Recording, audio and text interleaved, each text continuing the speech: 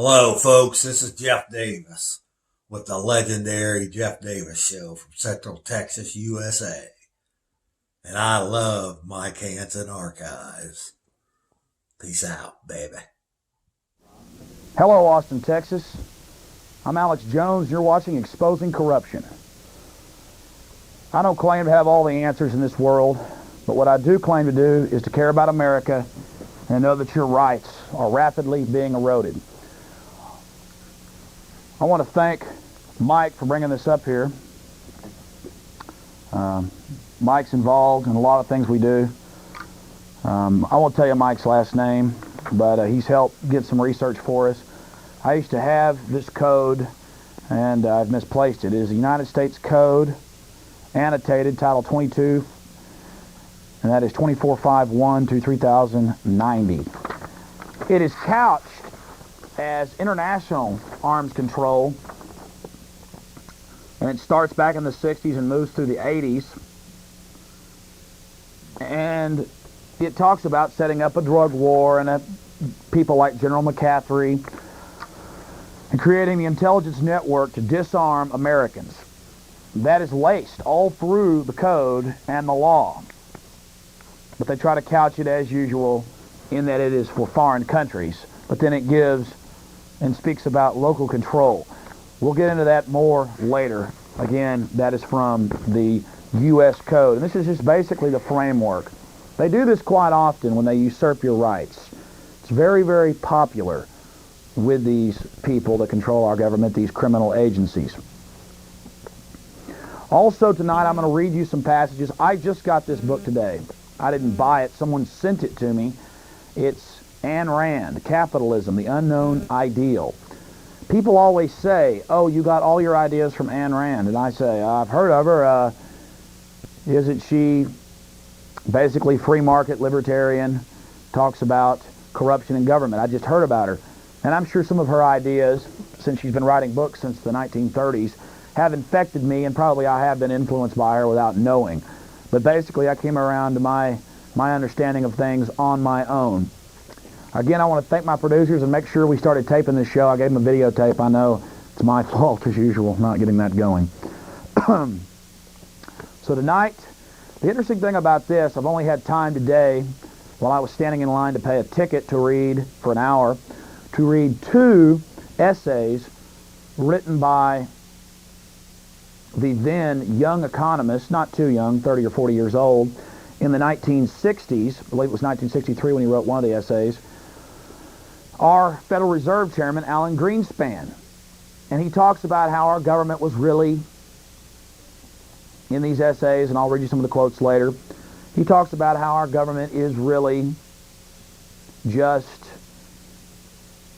becoming socialist and calling it free market, and that really a lot of professors, he says, will point back to the railroads in the late 1900s and the mid-1900s being subsidized by the government.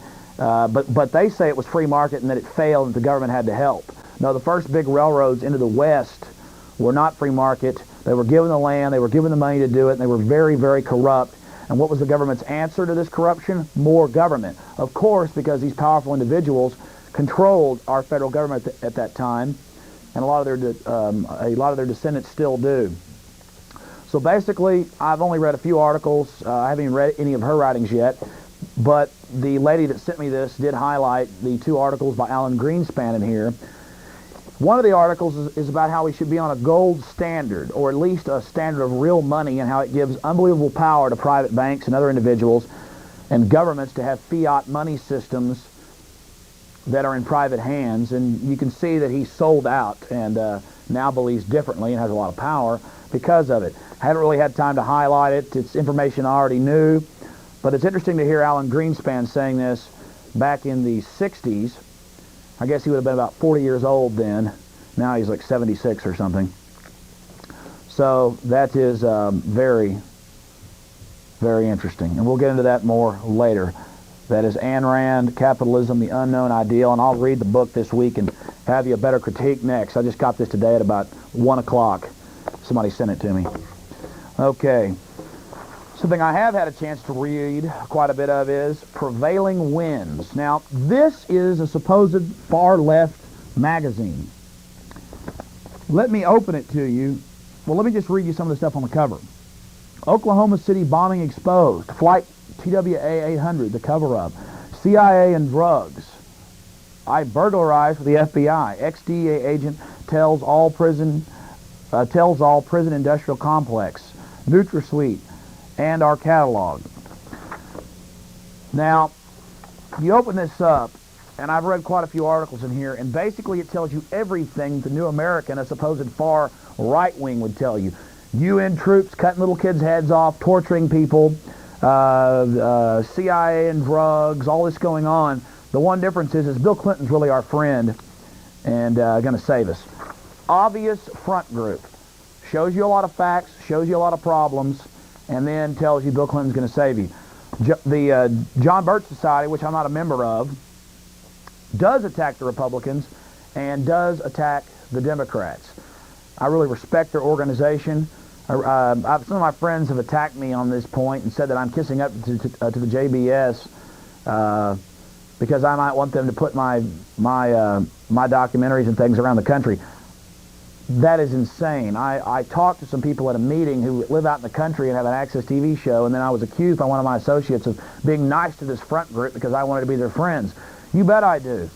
I first got into this by reading Gary Allen, None Dare Call It Conspiracy, which was distributed by the John Birch Society, a supposedly right-wing organization that is against war unless our country is being attacked, that is for the Constitution, that has exposed CIA drug dealing, Oklahoma City bombing, and Andre Strassmeyer being the man involved in that and executing that attack at the behest of the CIA, and Carol Howe, BATF informant, telling them this, much more. So it just goes on, and it's important as citizens that we understand how we're being manipulated out there. All right. I've also got a whole gigantic slew here of newspaper clippings. PRI veteran forms New Mexico party. Well, that sounds ridiculous. PRI veteran, that's the fascistic command and control, semi-socialist government in Mexico that sends death squads of ski mask garbed, black uniformed squads, it's even been in the Statesman, into encampments of Indians to kill them so that they can sell it to hotels to build complexes or grow marijuana or whatever the Mexican government does for the CIA. And then the Statesman says, PRI veteran forms New Mexico party. This is from the Statesman, 219. And it says in here, talks about how this former stalwart of Mexico's long dominant ruling party has formed his own political party in an apparent bid to become the first opposition figure elected president in nearly 70 years. And he probably will get elected, and they'll say, oh, see, Mexico isn't a one-party system, one rule by 4 or 5 families. The guy is a long-term PR guy. That is the Mexico's central party, the only party of any significance. And then they act like he's actually going to.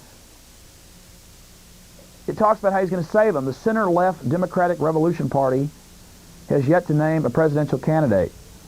The center-left Democratic Revolution Party? I mean, this is just a bunch of crap. We control Mexico. We put down those people. We treat them like garbage. Now, not we, the American people. The American people are ignorant. I was down, and supposedly it was on the news yesterday. I didn't see it because I was taking a nap when I got home. I was tired. I went down and spoke for the birthday of Texas. Nothing to do with the Republic of Texas. We're celebrating Texas independence, 1836. My family on my father's side was here in 1830. I've seen the Spanish land grant. My dad has it in the safe. Laminated, broken, old brown paper that says that we pay, what was it, like 10 cents an acre for like 15,000 acres. We paid for it in 1830. Santa Anna came tromping in and tried to steal it 6 years later after we developed it. We saddled up, went down to San Jacinto alongside Mexicans and kicked his butt. Am I saying that Texans didn't abuse Indians? Am I saying Mexicans didn't abuse Indians? Am I saying the Spanish didn't abuse Indians? Am I saying the French didn't abuse Indians? Am I saying no? No, I'm not. Actually, some of the best people to the Indians that got along with Indians the best were the German settlers here in Texas. And that's more my mother's side of the family. So I'm not going to sit here and put up with this garbage anymore as people sit around and bash America and talk about Aslan and Mecha, which is a big group at UT and across the country. I played documentary evidence of them attacking people at the 4th of July in California and beating old people up, both Hispanic, black, and white, who had American flags, and the police didn't even intervene as old senior citizens and veterans were being bloodied by a young mob of Mexican supremacists. And I want to tell people before I say that, because everybody's so brainwashed out there, my producer at 98.9 KJFK a couple Saturdays ago was threatened by the Ku Klux Klan over the air, or white supremacists. They send us all these letters and things and announce themselves and are racist, and I rebuked them on the air. I've rebuked them for ever since I've been on the air. I can't stand white supremacists. Half of them are controlled by the federal government. And again, a recent publication, I've been telling you this each week, the January issue of the Texas Monthly on page 48, I believe, has a long story. It's one of the cover stories about the Ku Klux Klan in Fort Worth being controlled by Jerry Spence, a known FBI informant and pretty much a FBI officer. I mean, agent. He has been in their pay for like 15 years and went out and stirred up these guys to blow something up. They never built a bomb like the news told you. They just talked about it. Kind of like the guys with the anthrax. It ended up to be anthrax vaccine, which you can buy from your large animal vet to give to your animals. Totally harmless. I wouldn't recommend injecting yourself with it, but basically, but the media got 2 weeks of front page scare tactics. Then they get to reverse it in the back of the paper once. The scare is already there. We're begging for centralized world government to keep us safe from the terrorists, when it is the world government and the world military-industrial complex that is selling these weapons. But back to basics. Mexico and Mexico City are absolute hellholes now unless you go down to the resort areas. 27 million people at last count live in Mexico City. Half of them live in cardboard shanty towns and then go to the factories that build the electronics that we love so much. It's akin to China, but not quite slave labor camps. They don't even give them slave labor camps. They just throw them out to live by the sewers. And I've seen even on PBS, people get like 30 minutes of water at a faucet a day, and they get buckets of water, and sometimes the water doesn't come. And they then go into the factories and build things for Ford and General Motors and AT&T, the terrible pieces of junk answering machines I bought. Never buy anything from Mexico. It's not because the people aren't hardworking or intelligent. It's because they're in terrible, terrible slavery down there, and the quality of the goods is just abhorrent. So again, the PRI and now Manuel Camacho Salas, positioned to run for president in 2000 election, and it says he's a longtime PRI, the institutional party down there for the last 70 years, but he's going to save us with a new party, and he's probably going to win. Of course he's going to win, because the media in Mexico is telling you he's going to win, so people all clap. Oh, the revolution's over. People aren't standing up anymore about being driven off their homes. The Indians in the South, so they can set up UN biospheres and then sell the land. It's all a big scam. The UN setting up shop here to take our national parks. It's just a world slavery system under the guise of altruism and altruistic aims for the children. 2 suspects are cleared of anthrax poisoning. Again, this is from the Statesman, 224/98, right there. And it talks about 2 men arrested in an anthrax scare were cleared Monday of all biological weapons charges after tests show the material was a harmless vaccine and not the deadly germ. Look how big this article is. Woo! Remember when it was front page for 2 weeks? Judge rejects car seizure law. Now this is good. In Louisiana, measures sought to get motorists to buy insurance. And the judge in Baton Rouge says that he is overturning this because it takes the Constitution away. This is from the Dallas Morning News, Thursday, February 26, 1998, 29A. A real rarity, asset forfeiture seizure was actually overturned in one of the states where it runs rampant. Florida, Louisiana, Mississippi, and now Texas and California. It is running rampant. They don't even have to find drugs to steal your property to fund the growing police state of black ski mask wearing federalized police. And later, I think I'll probably, for the 15th time, play you clips from Lair NewsHour where it shows SWAT team commanders admitting that they're under secret control by the federal government and they can't talk about it. Then we'll show you some black helicopters on the mainstream news for those of you that still think it's a joke, where they tell you that you're under surveillance, my friends. And in fact, I'm not going to tell you what happened Saturday night because my dad told me they're probably doing this to make me act like I'm insane. So I'm not going to tell you. You can just imagine. Oh, a little note I wrote. They're using expectations. They have not been realized. They were not ever meant to be realized. Expectations for this, expectations for that. Get you focused on so-called racism. Get you focused on men and women's issues. We're all human beings. Focus on who runs the world, who's stealing your paycheck, who's lying to you, who is absolutely manipulating you. Okay, we talked about that. It's time to wake up. You have not been empowered. You have been neutralized out there, especially the Democrats and the Republicans just as well. George W. Bush is an absolute front candidate. He'll probably be president in 2000. They're already pushing him across the nation. His father is CFR, Trilateral Commission, and Bilderberger has been linked to bringing drugs into this country. He was ex-head of the Central Intelligence Agency in the 70s. It just goes on and on.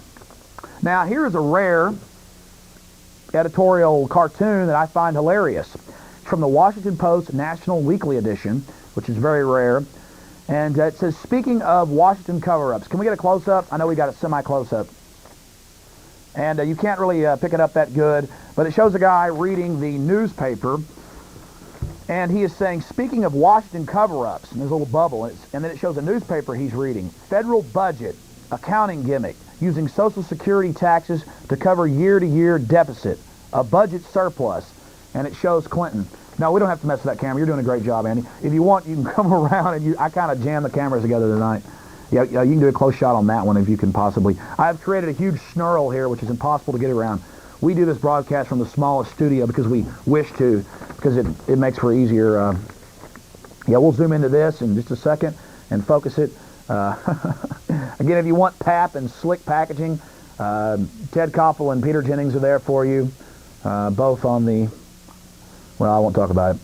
There you have it. Of course, talk about Washington cover-ups. You got President Clinton, it says, on the front of the newspaper, funding, you have President Clinton funding the Social Security, funding the so-called deficit, the balanced budget with Social Security money. It's a gimmick. It's a lie, and it further steals from the Social Security Trust Fund. There is no money there. As soon as the checks come in, they are deposited in the Federal Reserve. Absolutely out of control. The Federal Reserve is private, my friends. Something cannot be quasi-private, quasi-public. The stock is held by private banks. I don't care if 2 of the 7-member boards are appointed. And that's only 2 on a 7-member board, and that's the 14-year terms. Here's some more fascism for you before we go to some phone calls and then to some other clips. Teens who smoke could lose driver's license. Now, this is what the state's talking about, and Clinton's talking about it. You know, it's Clinton. You can thank him when you go thumb scan like a common criminal at the DPS. You can thank him if they institute the urine and blood testing he wants for driver's license. It's for everyone, not for under 18, like he said. He's a liar. I've read the code, had it here for you before. It says, it is punishable by fines, community service, and possible driver's license suspension if you're caught with cigarettes. Again, this is about controlling your youth and showing them who runs the show locally, nationally, and statewide and internationally. Big Brother is obsessed with the youth, just like Hitler, just like Stalin, just like Pol Pot, just like Fidel Castro, just like Genghis Khan, just like Julius Caesar. Can I go on for you? They're manipulating you out there. Here's another one. It says, you could lose license if you smoke. Ad tells teens. This is from the Statesman. This is from Rebecca Rodriguez, Austin Statesman Capital Staff, 225-98. And telling you how wonderful it is, how wonderful an idea this is. They're not out trying to catch the carjackers and the throat slitters and the murderers and the rapists. Now, here's something I'm going to get into later. FBI crime lab whistleblower wins settlement worth more than $1.16 million. I don't know why they didn't say $1,160,000, but it talks about this is from the Statesman, and this is from the Dallas Morning News, 2/27/98. It's talking about it says that, but he also criticized Dr. Whitehurst for overstated and inaccuracy, allegations of intentional misconduct that Mr. Bromwich's investigations did not find. Okay, Mr. Bromwich is from the Justice Department whitewashing what Frederick Whitehurst said. Frederick Whitehurst said, and the paper never printed it, you had to read it in alternative media or see him in interviews. Frederick Whitehurst was head of the FBI crime lab, had a sterling record. He complained 5 times with memos over about 4 years about the FBI planting blood at scenes. They would do the analysis. He ran the crime lab, turn in the results. They would falsify his name, write in false DNA responses, write in false explosives documentation. Finally, he went forward with a scathing report. They threw him out of the FBI. He is sued. He has won. He has been reinstated at the FBI, but Mr. Bromwich has asked that he not be sent back to the FBI crime lab, that they put him somewhere else where he can't cause problems. The FBI crime lab is too vital for them. And to keep that corruption going, here I have the Statesman for you. FBI to pay $1.16 million to crime lab whistleblower. This is by Michael J. Sniffen, Associated Press. This is 2/27/98 from the Statesman.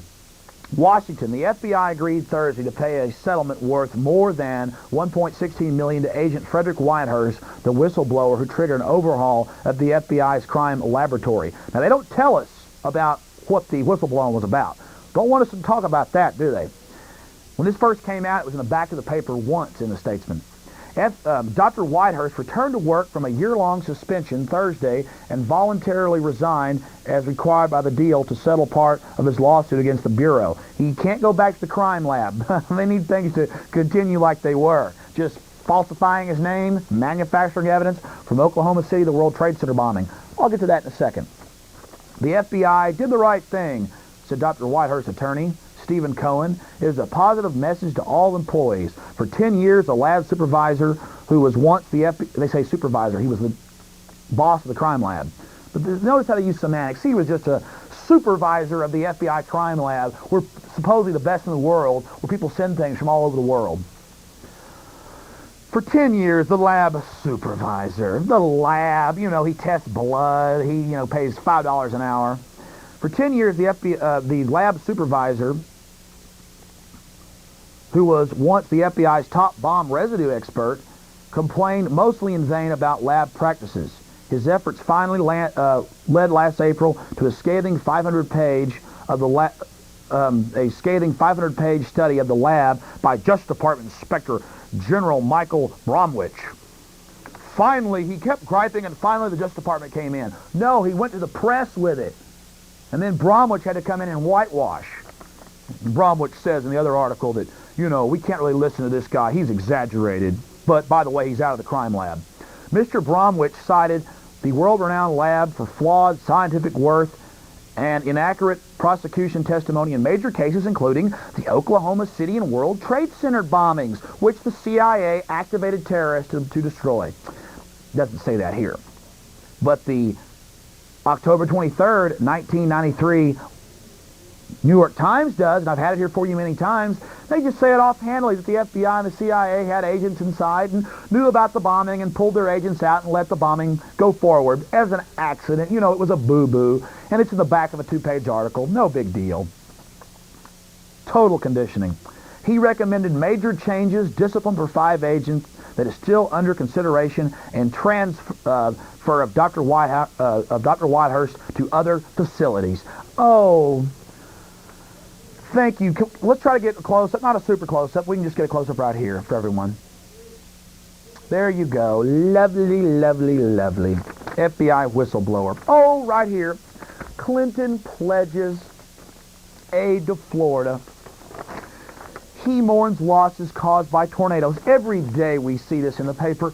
Helping an old lady, helping a child, kissing a small, he's so good. He is so good how he hasn't treated our troops from Desert Storm who've been attacked with chemical weapons. Now the British press even admits it. But he's so good how he raises your taxes and calls it a tax cut. He's so good how he draws a big circle and tells you the budget's balanced when he just raided the Social Security fund totally to play this gimmick off on you. He loves you. Doesn't it feel good to be a dupe?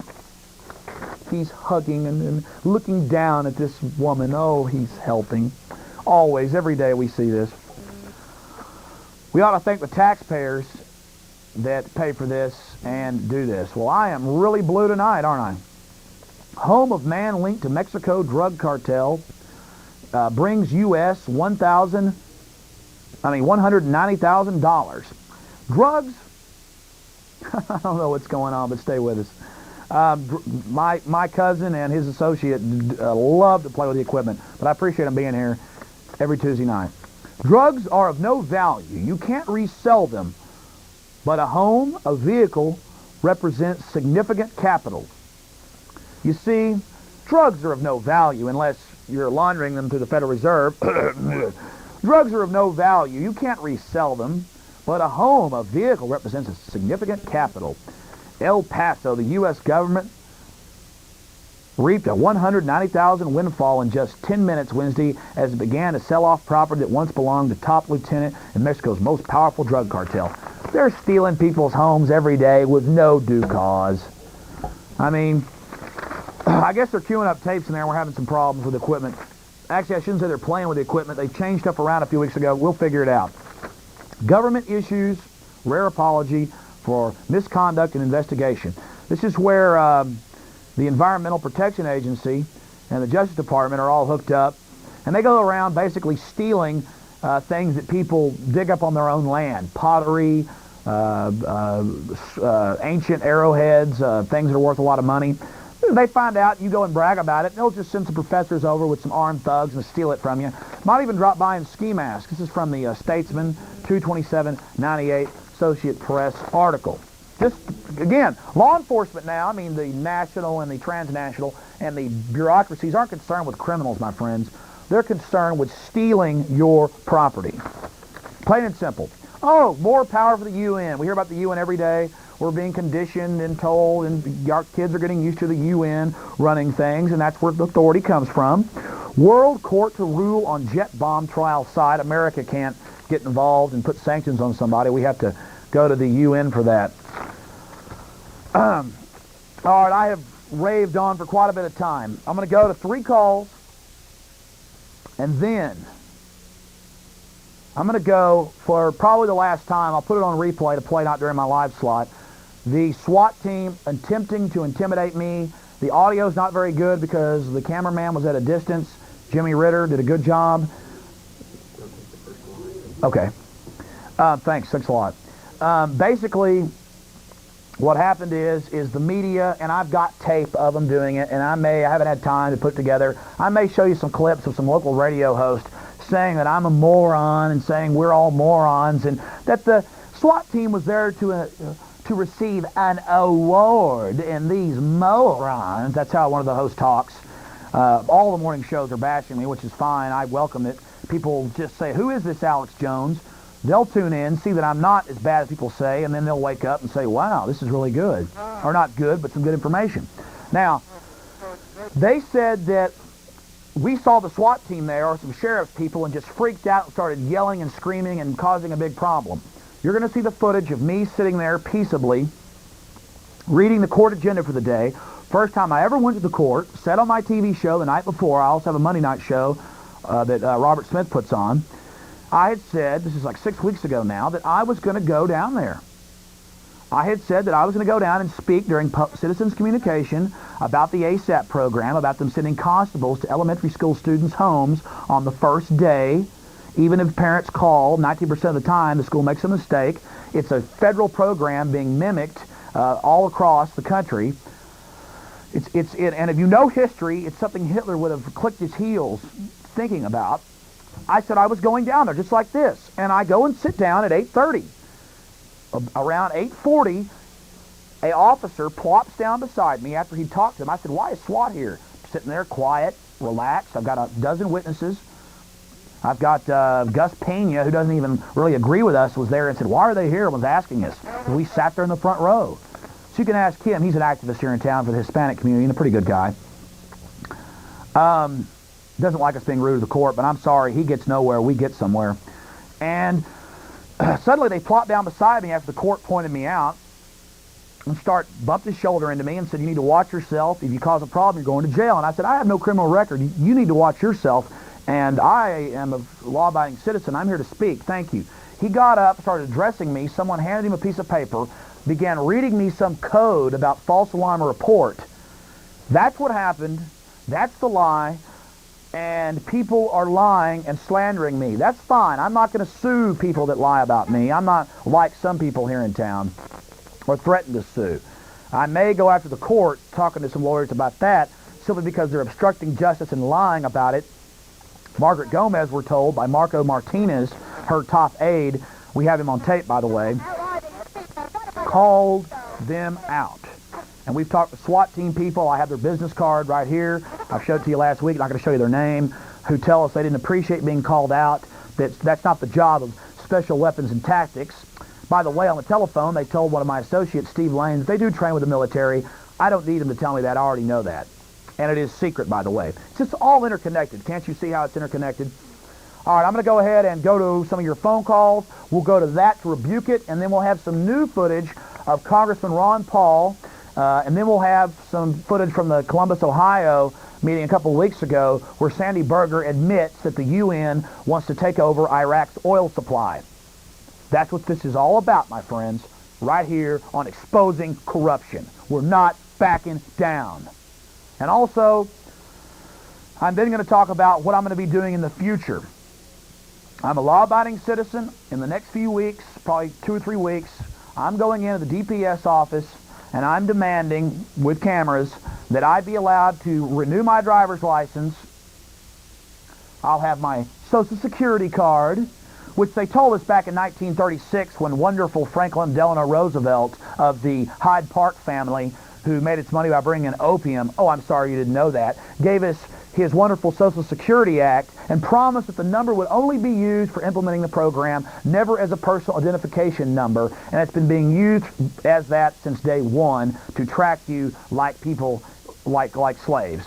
Now they're thumb scanning you, been doing it since 93. Now they're asking people if they want to be urine and blood tested. They're tested because Clinton ordered that in 96 to be implemented by 98. They're a little scared to do it, but they're preparing to do it probably in the next year or so. I'm not sure when they're going to implement that. Now's the time to stand up against this type of technocracy and slavery. Like Martin Luther King, I'm going there peaceably. I am going to demand that I, in a peaceable way, with camera, and we'll have people there also wearing sound devices in case they take our cameras or anything. I'm just letting everybody know what's going to happen. I'm going to come down there. I need a lot of volunteers. We're going to do it not covertly. There's nothing illegal about it. We're going to call the media in on it. We're not going to cause a problem. We're going to march in peaceably, line up. I probably won't be the first person because they think they can take me as the leader and stop it.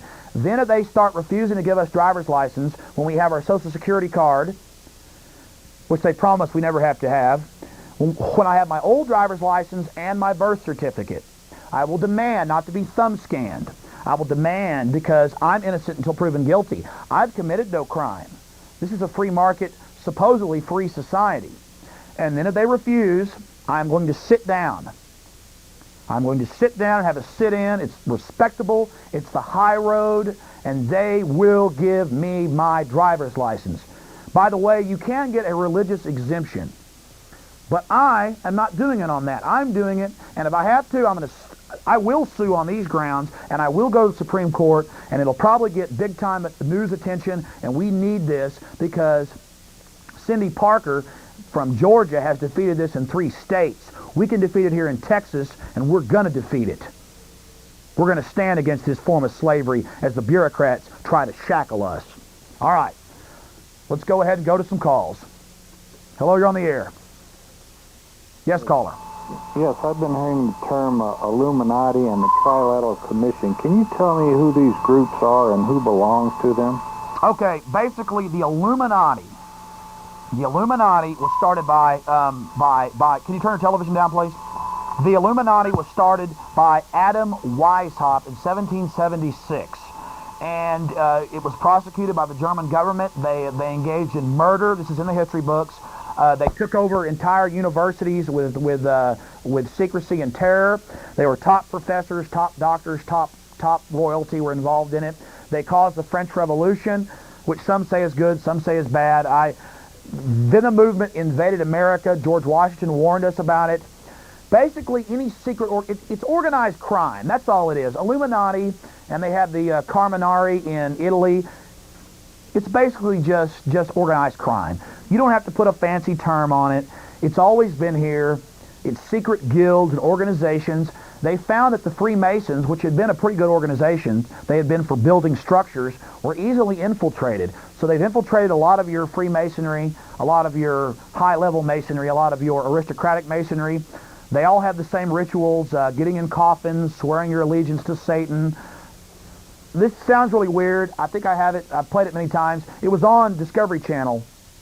Oh, no, it was A&E. George Bush, Prescott Bush, his father, George W. Bush, have all been through these rituals. Your 33rd degree Masons, who aren't in the Skull and Bones, also get in coffins and have some similar allegiances. And I'm embarrassed to tell you, I've had some family that was in it. They're dead now. That's how I know about it. I was not supposed to be imparted with this knowledge, but you know, my father, he is a free thinker and wanted me to know about this when I was 12 years old on a deer hunting trip. By the way, my dad's a doctor, not some kook. This is a factual. A&E, in fact, when I talk about this, I should have the clips. It was on A&E. A lot of you've seen it. I played it 3 or 4 times for you. The show can't be all clips of tape. But basically, I don't think these people are really Satanists. It is to test people. Most people were Christians in America 200 years ago. So as these people invaded, how do you make sure people have sworn allegiance? Well, if people are incredible, Christians, conditioned to be Christians, either good or bad, conditioned to be Christians, how do you break that conditioning and make them swear their allegiance to you over their God? You make them worship the thing that they supposedly oppose. So you asked about it. I also was watching Discovery Channel. It talked about when the mafia is being made, when a member is being inducted, they burn cards with Catholic saints on them and burn cards of Jesus. Every organized crime group in the Western cultures that have been Christian, and this is not a religious show, burn pictures of saints during their rite of passage, or get in coffins and worship the devil. It's just something they do to shock the person and make them totally swear allegiance. If our culture was a Satanist culture, then they would have you worship Jesus. Do you understand what I'm saying out there? And I'm sure people will take clips of this and play it on the radio. I really don't care and take me out of context. That's been being done quite a bit. But this show is about teaching you how you're manipulated as a culture. We'll go to the wide shot. I'm sure people are sick of looking at my ugly face. Again, guys, y'all are doing a damn good job. This show is no holds barred. Buckley, you've studied this quite a bit. Why don't you tell people what I'm explaining to them? Well, to start off, we just have to mention that, I can't hear you, guy. Can you hear me? I can't hear you in here. Now you can hear me. Yes, I can hear you. Okay. To start off, I'd like to mention that a lot of our presidents have been Masons. Bill Clinton himself is a 33rd degree Mason. And Bilderberger, and Trilateral Commission, and CFR. And they all have the same rituals. They're all interlocked, and it's really interesting what you were saying before about them making them desecrate some sort of spiritual icon or something. And that's exactly what they do, is they'll take you up to some level, and they'll bring you in, there'll be a ritual, and they'll have you urinate on a cross or something like that.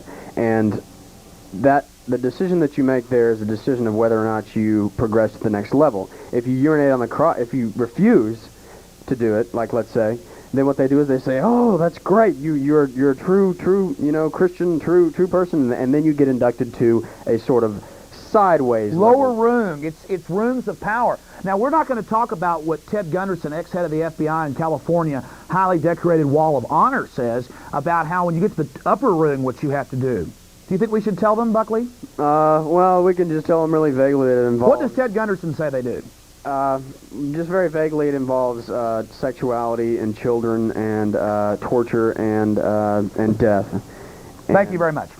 And I'm going to run a Ted Gunderson documentary where he has documentation, photographs of this. I've already run a documentary where he gets into it briefly. Yeah, the Franklin cover-up and other things. See, these are people that finance wars. Have you seen war? Death and killing and guts all over the place, and murder and manipulation, and people that bring down countries and dumb down civilizations. And they don't care about the rituals they make you go through. Exactly. They do it to test you because you're going to do things 10,000 times worse. You're going to destroy the human psyche and the capacity of civilizations to be free societies. Exactly, and this is something that I'm not sure whether Alex absolutely agrees with or not, but this is something that I believe in wholeheartedly, is that these people are, in a sense, take this in an abstract concept, are in a sense possessed by negative spirits, if you want to use those terms.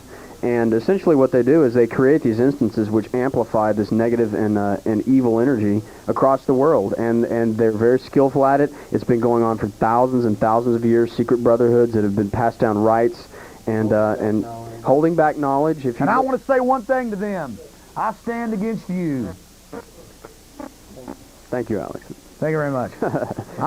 Listen, we're getting really hardcore tonight. Absolutely, and listen, if anybody doubts us, there's lots and lots of David literature. Icke. There's lots of... David Icke. Look, Buckley, you are more... Why don't you tell people about your religion? I personally am almost... I don't get into religion. I'm focused on the world, but I look at it more of what the evidence we have. I look at more of social conditioning.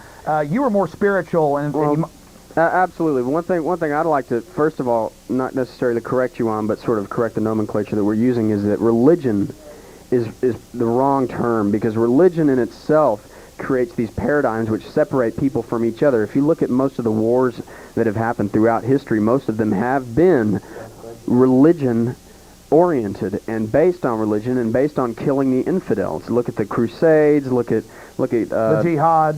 Exactly. It's all based upon religious differences. Now let's that in itself is a tool. But let me define this. Hold on 1 second. I have to make this point. Now, people will love to bash religion. We're talking about countries that are state-run religion. And right now, wouldn't you say that the current environmentalism of a bunch of dupes is really just a priesthood of another religion, and the welfare state is another religion? Absolutely. To a certain extent, it follows a lot of the parameters that are generally found in religions. But one thing that I'd like to say about all that is that there is a definite and absolute difference in between spirituality and religion. Spirituality is a one-on-one instance and situation with you in a higher form of consciousness, which includes yourself and all the people around you. It does not include laws and specific teachings that are translated through men from the supposed God. The problem is that we need to go against organized religion because it's levers of control by the state. Absolutely, and what it does is it creates condemnation and fear, which causes people to not live to the fullest extent that they can in their life. It stunts them spiritually, it stunts them physically and mentally in lots of different ways, and it creates reactionary it creates knee-jerk reactions in people when they hear something that is appalling to them, because Let me make this point. My problem with so-called conservatives, so-called liberals, is that none of them are imaginative. None of them peer deeply. It's basically they want to believe in something. They pick it like they pick a soft drink or a brand of tennis shoes or a brand of automobile. It creates the illusion of superiority. Yeah, oh yes, I'm part of this. And then you get together with your group and go, oh yes, we're part of this. I get together with my friends. I look at myself. I watch my tapes. I have, and you know this about me because you're my cousin and you've known me my whole life. I mean, I do not have a big ego. People that know me personally say, you're really a nice guy in person, and on the air you're pretty mean, but, serious. It's because I realize what I'm putting on the line. And I realize that most people are mindless to this and don't understand what we're dealing with, the scale and the scope of the ruthless people that have nothing but avarice for the human spirit. That's a great point. It's good to point out the fact that everybody in the world basically has this concept that has been ingrained inside of us, that the world revolves around them and not through them. We are looking out more and more upon our reality as sort of an island in a sea, separated from people who are loved ones, and people who just happen to be on the street that are actually our loved ones, but we don't realize it. And what's happening is sociological and religion and sociological and religious sort of paradigms create this separation between people, and it causes people to grow these cultures of hatred inside them that are just seeded with this very small idea that has been ingrained in them for generations and generations. Let me make a point, and then we'll finish to go some calls, and thanks for that information, Buckley, and that's absolutely true. It's all science of conditioning, and I want to explain that to you. There is a new religion. It's not really new. It is, people have always, there's been the religion of adoration. Patriotism can be a religion if it gets out of control. I don't have any illusions about the Founding Fathers. They had a lot of problems, but so did the rest of the world. It was very barbarous at that time, as it is now. And they actually were visionaries. But I want everybody to understand something. You are being manipulated with scientifically crafted conditioning, and the children now are not being trained by their parents and by guardians and by people in the community. Let me make a brief point. Some of the people who studied propaganda and mind control the deepest were the Nazis. Now, if you look at the early beginnings of NASA, which is our highly technological venture into space, you will see that Werner von Braun, along with a whole bunch of other scientists, were the cornerstone of that program. Now, do you think that if we took all their rocket scientists, that we let all their propaganda doctors just go their way? No, it's a known fact that we brought every Nazi over here we could. And that's absolutely true. People really respected the grade of evil that came out of Germany because Wall Street financed Hitler, and so did Britain, and then later it turned against him. Or perhaps they wanted it, I'm not sure. Now, and the Bolsheviks were funded by the Bank of England, by the way, talking about Russia now, and by New York banks. They wanted to bring down the czars. The czars were liberalizing the country, truly liberalizing it. Standard of living was rising. Before we go to these calls, I got to make this point. Children are being trained by the television. You parents, you get home and you try to cook dinner and you're tired and you flop on the couch. I understand. And you're worried about paying for the Lexus. And you're worried about going out with your friends Friday and getting a babysitter. Look at your kids. That's your future. That's you living on right there in front of you. And you're letting the state and these high schools where nothing but relativism and weakness is being taught, and America's being degraded, and everything is commercialism and materialism. And I'm not saying wanting material is bad. I'm just saying if that's your God and you let your kids be brainwashed, give up the nice car, give up something, send them to private school, get them homeschool these kids.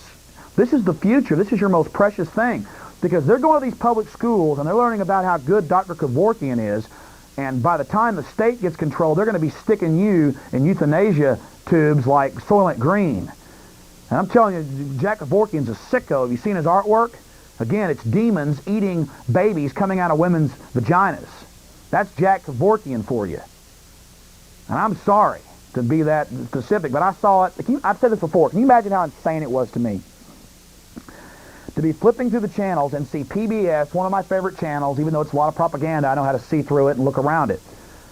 And I'm seeing a show about Jack Kevorkian. He's up in New York, and there's all these beautiful women and good-looking people, all dressed impeccably and sharp, drinking champagne and fine wines, and his paintings are everywhere. He's talking about how he paints them in his blood and how he takes his blood out. And some beautiful models going, oh, ooh, ooh, ooh. And I'm just going, what the hell is this?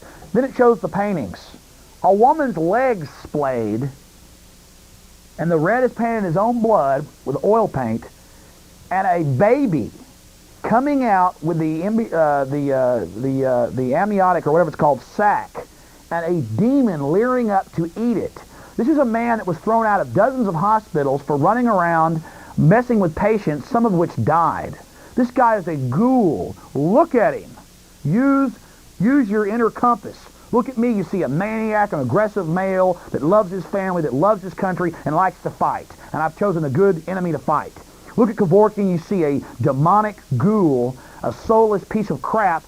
And you open up a UT textbook. I've had him here on the show. And it's Kevorkian standing up for what you believe in. He's the new idol.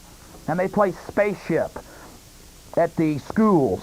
They play spaceship where the kids get around the table. I repeat this stuff every week for you because you have to understand it. And I've had little kids call and go, yeah, I play that. And I go, yeah, I know. You get around the chair and there's 6 or 8 of you and only 4 can live or only 6 can live. Well, the teacher says environmentalists need to live, policemen need to live, and nobody really has to die, but just make sure you're on the right side. And the kids' imagination absorbs that, and the constable comes to their house if their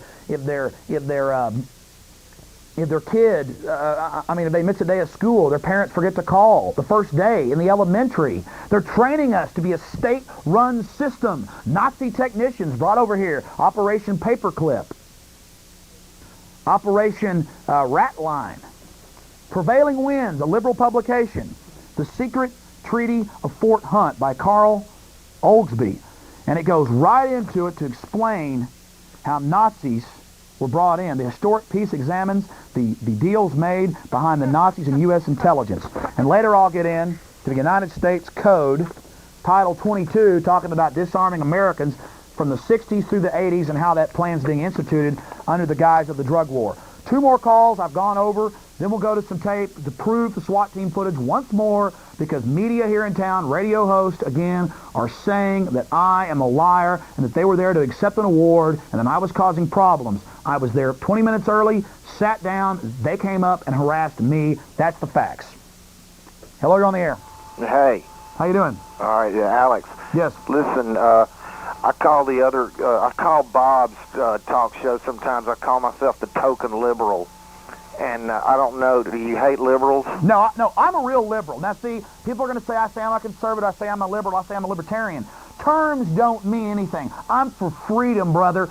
Listen, a classical liberal is Benjamin Franklin, Thomas Jefferson, personal freedom, motivated, highly, obsessed with free market. What is a liberal today? Oh, I'm loving, so I'm going to give the state all the power. Yes, but so-called liberal, fascist dupe of the system. Every socialist system, unless you say it's Europe, but they're just total parasites, is based on death and murder. Look at Russia.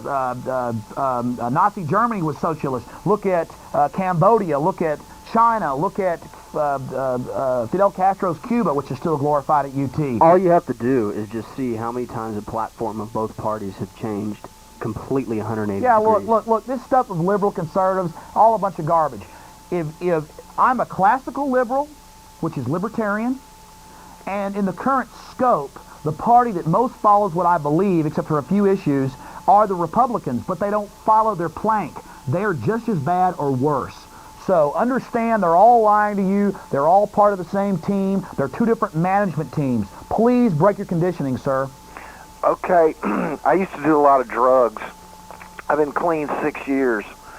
Am I on the air? Yeah, you're on the air. Okay, and I agree with a lot of things you say. I have a different perspective of conspiracies. I think this isn't a conspiracy. This is Frederick Whitehurst. No, I mean... This is Frederick Whitehurst, right here from the Statesman. This is Frederick Whitehurst, FBI to pay $1.16 million to Crime Lab whistleblower. It says right here, they were manufacturing evidence from Oklahoma City bombing to World Trade Center. Well, let me make this point about conspiracies. I think it's very interesting. It's programs of slavery. When Hillary Clinton mentioned the word conspiracy, did you notice how many people, mostly enemies of Clinton, but I agree, they're all the same thing, with how upset they got with just the word conspiracy? Well, let me tell you why.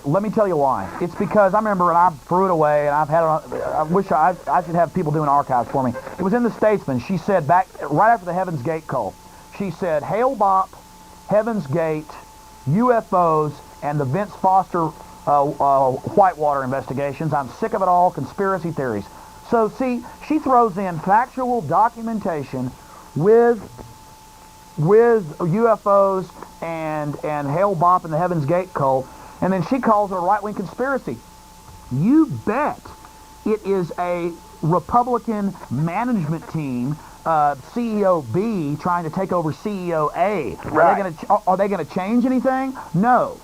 But I just think that it's like a type of denial that went into effect when all... You're not listening to me. You're not listening to me. You're still... You vote for Democrats, don't you?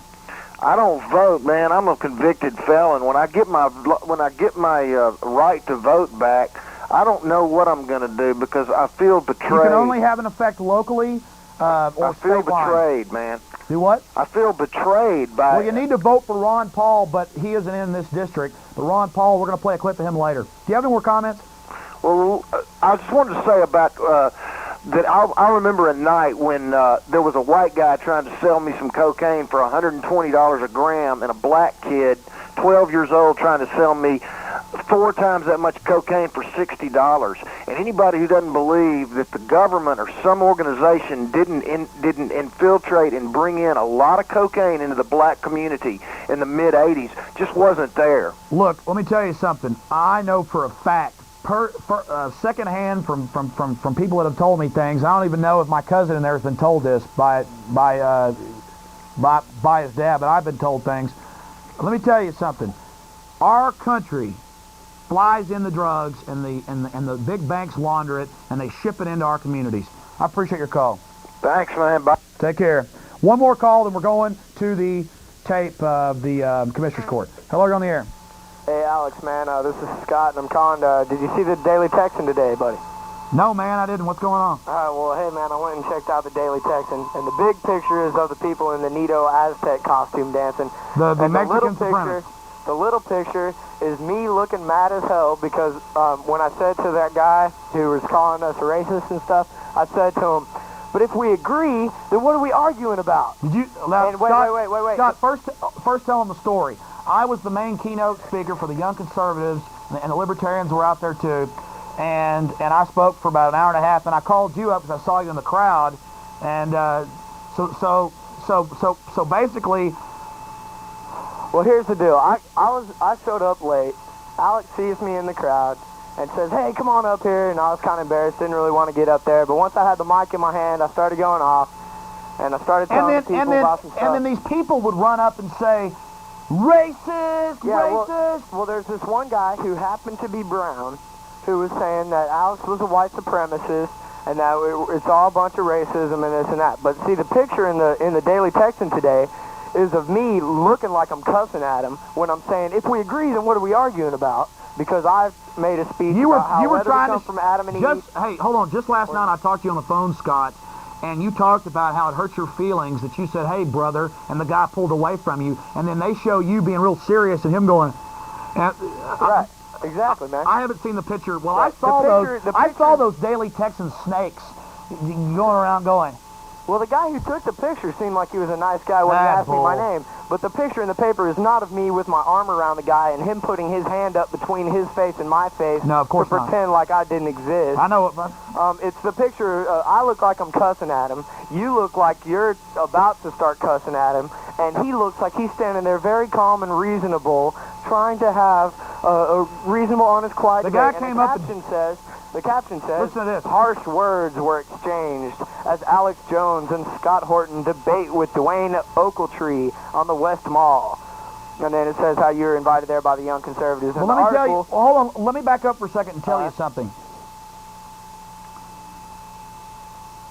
This is exactly what I'm talking about. This guy is down there screaming bloody murder and saying I'm a white supremacist. And I'm saying, sir, I'm multiracial family. Sir, I get death threats from the Ku Klux Klan. You're a racist. You're a white supremacist. And I'm going, no, my family paid for its land from Spain. A dictator came and tried to steal it from him. His name was Santa Anna. We went and fought the Battle of San Jacinto. I'm here. You're the ones bringing up racism. I go, Metcha are the ones that I have on tape in California beating up senior citizens at the 4th of July, running around like the Klan. They're brown-skinned Klansmen. I'll stand up against any racist. And that guy comes running up the steps and grabs the mic from me. I just give it to him. He begins screaming and saying, you're a white supremacist. And I reach in and go, hey, man, I'm not. Quit saying that. And then you get in there and say, hey, man, it's cool. He puts his hand up, and I bet, right, and we talked about this last night on the phone, and I bet right as you lowered your hand, I bet that's when, because he was put his hand in your face. I remember that. I bet you were going, and they got us, didn't they, boy? Well, they got me. My mouth's open. It looks like I'm yelling an epithet at him or something in this picture, man. It really looks bad. But then That's the fine. article Listen, goes on. The article Listen, hold on. They are technicians. Those so-called liberals are part of the fascist state, the paid-off foundations and the Rockefellers and the Carnegie foundations that run the universities and that suck this state and this nation dry, that are brainwashing our youth, that are manipulating them. See, that's why I say I'm more, all these labels mean nothing. It was the young conservatives that let me get up there and bash the UN, that let me I was up there bashing the Klan. I was the one. You think the liberals would have looked at me wearing the so-called liberals, the fascist fad people, would have seen me dressed like this and said, we don't want you, buddy. We want somebody up there going, and we're going to fight the hypocrisy and bring this nation down for the good of socialism. And they had people in the crowd going, because we kept giving them the mic, going, the middle class is the problem. Socialism, yeah. We got semi-socialism here for the elite. Socialism is a movement of economic elite, not of the downtrodden masses. And I'm sick of these people being conned, and that's why I'm fiery. That's why I see these people being abused. I hate seeing someone who's been destroyed. Yep. I'm sorry. Go ahead, Scott. Read the article. For all you people who weren't there yesterday, what happened was after I went off for a little while, naming some elitist publications that they might want to look up that is not out of some right-wing extremist mouth. But we're reading out of Prevailing Winds, right wing. Oh, whatever. That's about as left-wing on that fake you're a diagram as you can get. You're a student, you're a cab driver, you're a skateboarder, you're a researcher. Republican. Yeah, dude, you're a real right-winger. We got to watch out. You got long hair. We got to watch out for Scott Horton. Yeah, I'm armed with some Go-Wing trucks and a Santa Cruz deck, man. But so here's the deal, folks. I was done speaking. I got back down in the audience. Alex starts talking again, and then this guy who happened to be brown comes up and starts calling Alex a white supremacist and all this, and the big race debate starts up. So I run back up the steps, give me the microphone. I got the microphone, and I gave everybody a little bit of speech about whether you believe in Adam and Eve or whether you believe in the anthropologist, archaeologist view of the beginnings of mankind. We're all human. No matter what, we all came from one small little clique. We spread out around the world. We were geographically separated from each other for a long time. People adapted and evolved different ways, but we're all human. We all have the human spirit. And here today, because we're celebrating Texas Independence Day, we're here because we're Texans and we're Americans. And so skin color means nothing. There's no such thing as race. Scientifically, it gets no more specific than species. The shape we all of have the Declaration of Independence. The shape of an ear, the shape of a nose, skin color from where you are on the equator. That's what you said. Yep. But the Daily Texan didn't want that. That appeared nowhere in the article. All it has from what you said, it has nothing of what I said in there. And what it has of you saying is, let me find the quote in here. I'm glad to see people come out and celebrate a state we all love and have pride in, Jones said, adding that he was saddened to see the event become a divisive issue. Jones went on to attack the protesters' lack of patriotism towards Texas and America and called for students to stand up for their state and country. That's about 1.5 inches of text. The rest of it, there's a couple of quotes from Miss Muhammad who put on the show to begin with. Sonia and the rest Muhammad, of it is all quotes of how the history of Texas is nothing but evil white people killing brown people. And I'm not apologizing for the people that committed the Indian genocide of the last century, but instead of people coming together under the Declaration of Independence and the Constitution of the United States to keep us all free, they would rather tear down America and tear down all that is good that we stand for and only talk about, your great-great-grandfather might have killed my great-great-grandfather 100 years ago. That's because they don't know who they work for. There are people that want to get us all heading America, so we'll let it become a global, we'll let the UN and the World Bank and the IMF and the World Trade Organization take over, and that's what they're doing. It's on the news every day. They play up the racism to divide. They see us as still as a colony with subjugated groups within. They're going to stir them up like our CIA does. Our CIA goes to a third world country. They stir up the minority against the majority, back them, and do all kinds of... It's happening. We have a CIA program right here. Now, I'm going to say it right now. My family paid for its land from Spain, and Spain did more killing than Texans did. I have Indian blood in me. You can see it in my father. You can't see it in me. My grandfather, you can really tell he was Indian. Had an Indian nose, a big, handsome, tall man. Cherokee and Comanche in him. And so Well, obviously you're white supremacists. I know that. Well, here's I'm descended from Russian Jews and Mexicans and English and God knows what else, and so obviously I'm a white supremacist too because I believe in the Constitution, and Yeah, you're a only troublemaker, white Scott. supremacist domestic terrorists Yeah, have faith in the exactly. Constitution. I get death threatened. My producers on the radio get death threatened by white supremacist groups, and we get hate mail, probably 5 or 6 a day. I'm a white supremacist. Listen, I appreciate your call, Scott. Hey, thanks for having me on, buddy. Good job, bro. Hey, get me a copy of that because I don't know if I'm going to get out and get that elitist front group rag, the Daily Texan. They're not that bad. They're just conned. I shouldn't be mean to them. Did I say I was going to take another call?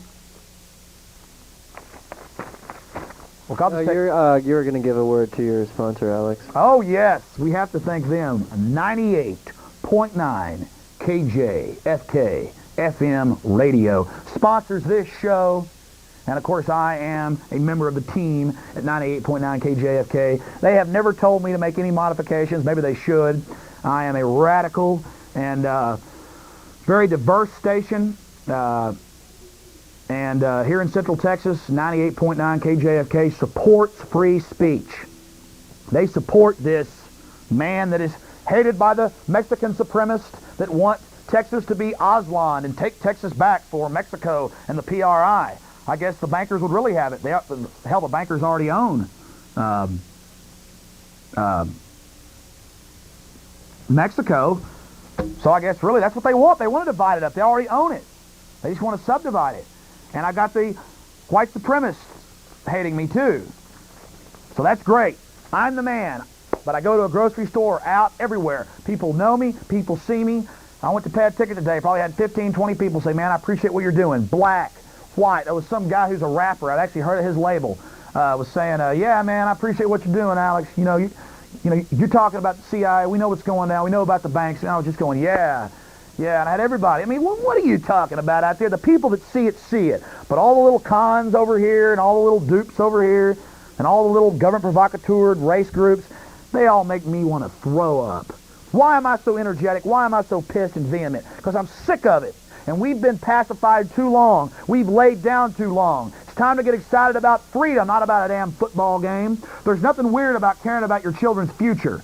In our hands, the American people's hands, not in Bill Clinton and the CFR's hands. All right. Well, let's pop up the sponsor one more time, because we haven't even thanked them the whole show already in about an hour. That's my address if you wish to write to me. We will pop it up there. Again, I didn't thank them properly. 98.9 KJFK, All Talk FM Radio. Thank you, 98.9.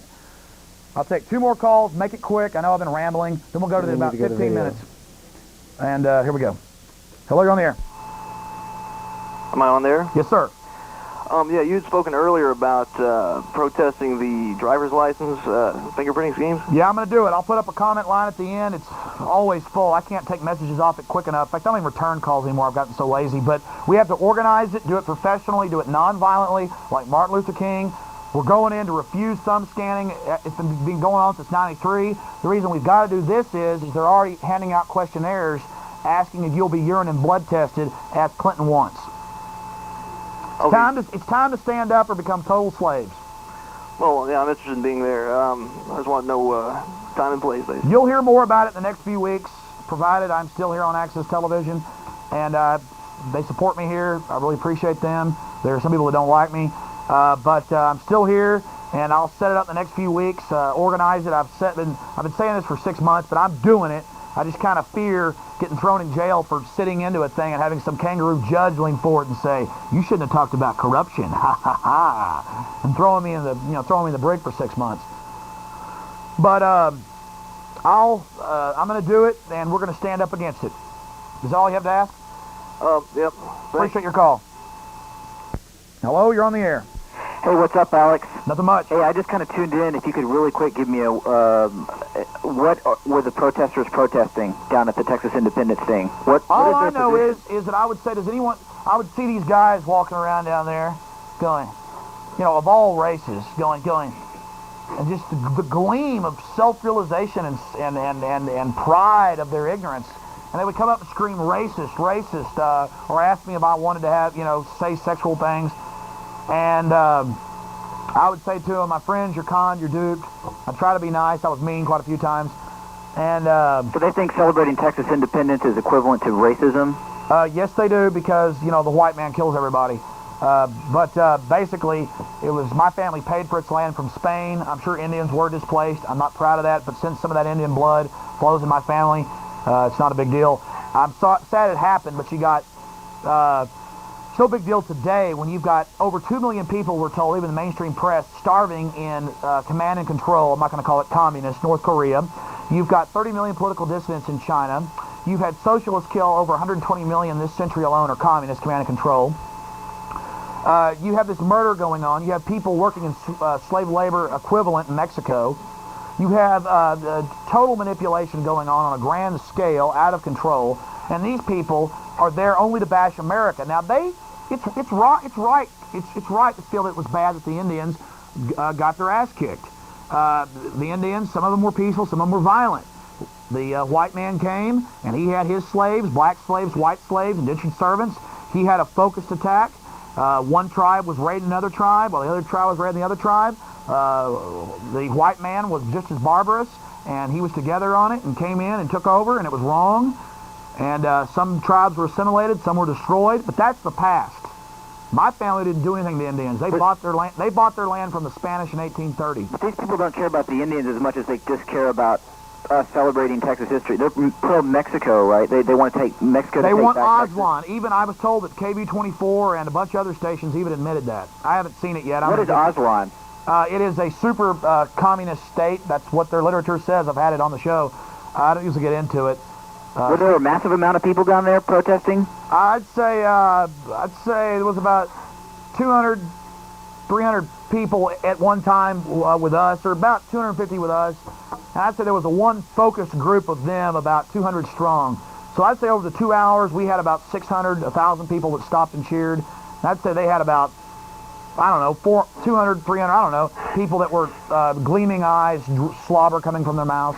Running around screaming, racist pig, die, MF, white supremacist. That's incredible. Also, I saw you at the very beginning of the show before I had to run out. You were holding up an Ayn Rand book, and I know we can't recommend anything on the air. Well, I've never read this. Somebody sent this to me free. It kicks ass. Well, listen, I'm going to be focused when I get back after this clip, and then we have another clip. And I am going to actually read or tell you about what Alan Greenspan said back in the 60s about the Fed, and now he's sold out and runs it. You also need to read her other books, The Fountainhead and Atlas Shrugged. They're incredible. See, everybody tells me that I say the same stuff she does. You really do. Yeah. I came to my realization without ever reading it, but I'm reading it. Yeah, also tomorrow night on the news, there's going to be a show about cops using cameras to bust criminals. Yeah, I heard how wonderful it was on the radio today. I heard a commercial for it. Yeah, I'm sure it's just going to be a total propaganda piece. Well, listen, I appreciate your call. Thanks. When we get back, about 10 minutes, that's all I'm going to play of this. We'll take your calls. I'll talk about this. I'll talk about the U.S. Code a little bit more in detail, and a little bit more about Frederick Whitehurst, and then we'll take some more of your phone calls right here on Exposing Corruption. We'll be right back. Stay tuned right here for more classics on this channel here, Hanson Archives. But to fund this station, I'm offering... If you send us $25, we'll send you a signed copy of Bohemian Grove, Cult of Conspiracy. It was forwarded by Tex Mars that just recently passed away. Also, Alex Jones has a chapter in here. And you know that's good. There's us in our younger days. But on the address that you see, send us $25 and we will send you a signed copy, or give us a call at 830-672-3089, and you can put it on a credit card. We'll send it right out. But that's what we need to help fund this channel, folks. So help us get all the classics uploaded to YouTube. We got hundreds and hundreds of old Alex Jones and Jeff Davis and a bunch of other patriots that we need to upload. About 25-year-old tapes. Good job, producers. I really jump it on them. I don't ever tell What's happening around here? Well, let me show you a couple more pictures. Well, there's another conspiracy, another hallucination, another delusion of Alex Jones and associates. Texans for Freedom, you know, evil people like that. There's another pipe dream. Let me show you one more time the audio of him reading me the riot act and threatening to take me to jail. Of course, he whispered it to me in my ear right here, and then when I talked back to him, he went and got the little law for me and came over and told me to watch my speech. Yeah, of course.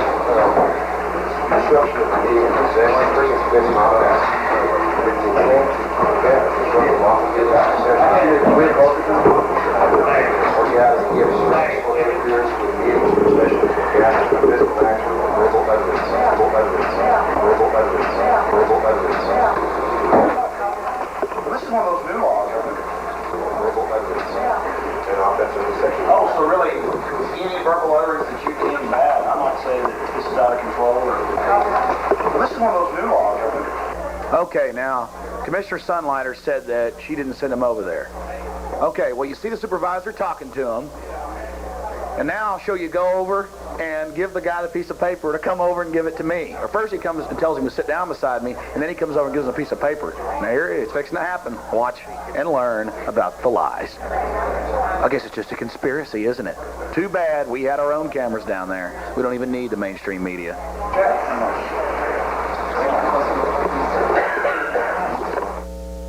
Watch the chain of events for yourself. He comes over, tells it in my ear, sees the camera, says, I see the camera, gets up, and then his supervisor, who's been up there talking to him, comes back in, talks to the commissioners, he goes out, gets the laws, brings them to him, and then sends him over to read it to me and give me a copy. So there you have it. Now let's go back to her calling it a conspiracy. Why were they here? No, I was referring to the number of people in the audience. I had no idea who were. I didn't ask for any officers. Why were they here? Why were they here? I didn't order them there. Somebody had to order them to be here. They don't just come here. They're on a payroll. Somebody ordered them to be here. Well, I don't want to be rude. And I wasn't discussing with my SWAT officers conspiracy theories about what Margaret and I don't want to be rude, but Mr. Jones's show is a call-in show. We actually weren't discussing you all. Mr. Jones's show is a call-in show. You can take issues up with Alex Jones. Discussing with my SWAT officers conspiracy theories about what Margaret and I don't want to be rude, but conspiracy theories about what Margaret and I were doing. I didn't ask for any officers. Why were they here? Why were they here? I didn't order them there. Somebody had to order them to be here. They don't just come here. They're on a payroll. Somebody ordered them to be here. Well, I don't want to be rude. And I wasn't discussing with my SWAT officers conspiracy theories about what... Well, there you have it. You can't, these people will just throw out conspiracy theories, soldier of fortune, black helicopter, all their little buzzwords, and it just so happens that on this very show, Exposing Corruption, I have documented black helicopters from Lair News Hour in 60 Minutes, but they're telling you it's a good idea. But I was a kook a year ago to tell you about it, and now they send SWAT out for innocent people to intimidate us. You've seen the footage, and she calls it a conspiracy theory. She loves it so much, she says it more later. Hear from her. Mr. Jones's show is a discussing you all. Mr. Jones's show is a call-in show. You can take issues up with Alex Jones, with him personally. Okay, finish your testimony. The issue here is about children. Okay, I don't want to get involved in the pettiness of things like that because it's petty, quite frankly. We're talking about pretty children, petty in terms of, and we're talking about intimidation. Conspiracy theories. Well, this isn't the appropriate forum for your problems, personal problems with Alex Jones. Okay, I've showed you some of the commissioner's lies. Now let's go over this ASAP program, probably for the last time. Absent Student Assistance Program, which has been expanded massively. It's a 3-year-old program, and you're going to see some of the constables and some of their bureaucrat enforcement arms up here explaining to you, some of the administrators, telling you that now they're going to 400 to 500 homes a night. And you're going to hear Sunlighter, Commissioner, sit up there and talk about, we all have to obey the law. And then later she giggles and says, well, I get out of tickets. And that's about 30 minutes later. It's just continual BS, and most people don't catch it. The important point is they say this program would just go away if kids would stop missing school. Well, they brag about their statistics. Between 1% and 2% more kids are going to school because of the 400 to 500 visits to people's homes a night by armed guards. And of course, there's many mistakes in the system, and Judge Bill Elshire does address that people call in and the constables still show up, or your kid's in the hospital and you call and tell them, it doesn't matter, bureaucrat mistake, they still come and trespass on your property. They keep talking about this partnership between the state and your children. These people are not fit to run your children's lives. The state needs to get away from your kids. But they really feel like it's their job and that your kids are theirs. And this is coming from the national and the international level. Hillary Clinton, it takes a village to raise your children. So let's go ahead and have a couple minutes of clips. Some of the more disgusting comments. And these people really believe what they're saying. That's the dangerous part about the whole system. It's growing. It's out of control. It wants to disarm you, gain control of your children, destroy parental rights, bankrupt you, and socialize the whole economy. It's dangerous, and it doesn't work. And if they've done such a good job over history, bureaucrats and people, why, since we got federal-sponsored schooling in the National Education Association, have we dropped from number 1 in the world in education to number 49th now? And that's 1997 numbers. I'm sure it's worse now. The state wants invalids, ignorant people that can't even spell their name correctly. That is clay that is molded more efficiently, as David Rockefeller says. What else did David Rockefeller say? I'll say this many times. The government training centers are what he calls the public schools. The public schools are helpless people yielding themselves to our molding hands. And our youth are being molded quite nicely. Now, here are these minions, in my opinion, these government bureaucrats that run the absent student assistance program, another one of those wonderful services, $2,000 a day fines for grass over 3 inches, love like that. These are the people right here in front of you that are destroying this country, and they think they're doing a good job. Because they're just go along, get along servants. These are followers, and followers are leading us. Wait a minute, how are followers leading us? Because they're not really leaders. They're following their masters, the transnational corrupt crime rings. And you're probably saying, Alex, prove what you're saying. Mr. Jones, what is this about transnational crime rings? More conspiracies from the mind of a kook? No, the foundations that control, manipulate the NEA and the national education system and the lobbies that fund all the systems and codify the documents that all the states and the counties think are the newest, coolest thing are the corrupt establishment, mainly European and New York finance that seeks to steal and destroy the free market because it makes it more easily manageable for them because they are threatened by new money.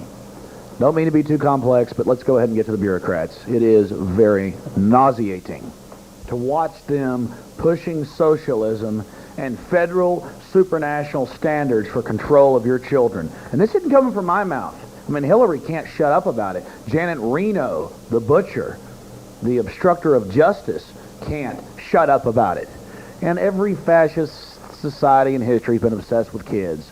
Learn history and learn that the establishment, the corrupt establishment, understands that control of the youth and manipulation of the youth is control of the future. They are controlling our destiny, and they are dumbing down our people. They are pure filth, in my opinion. Pure garbage. Listen to the first quote from this bureaucrat wanting more control of your children as they accelerate this program.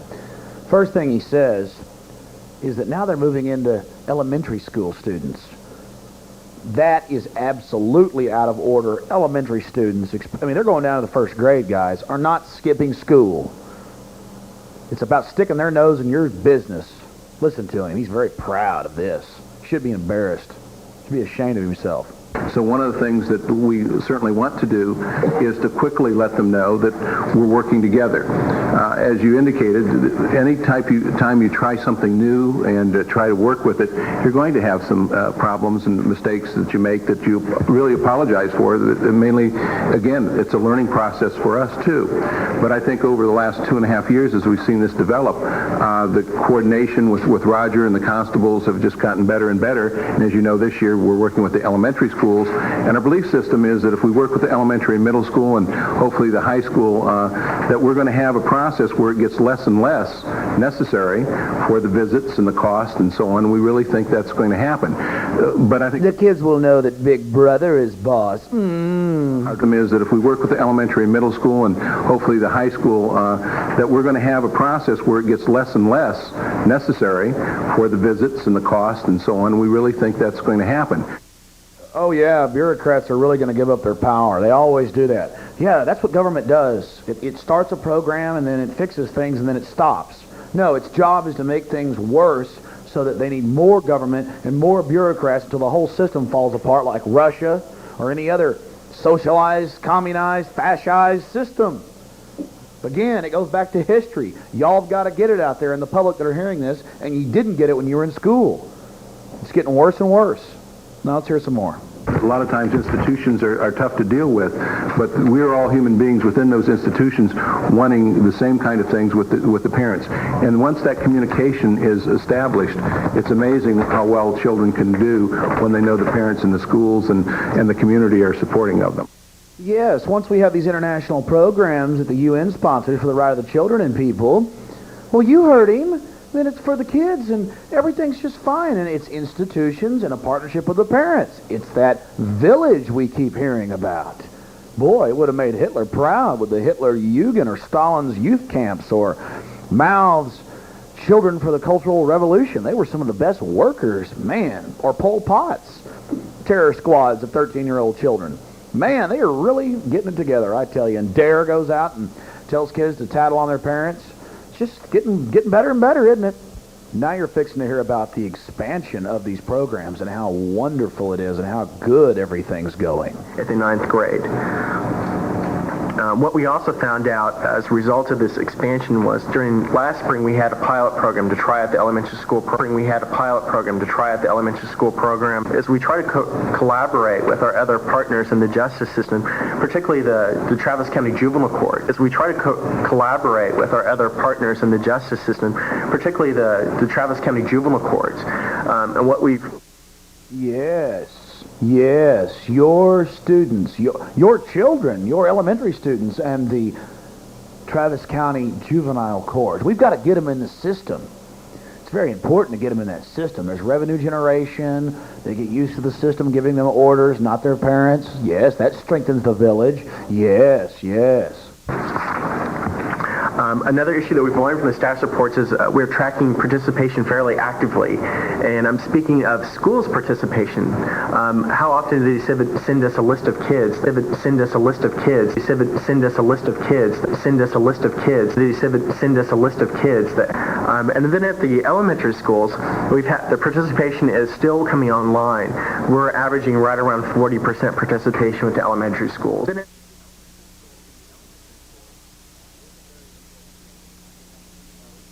On this camera, I want to show you who Carol Howe, FBI informant, BATF informant, warned them.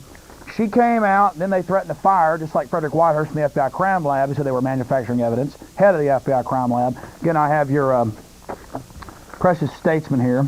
FBI to pay $1.16 million to crime lab whistleblower.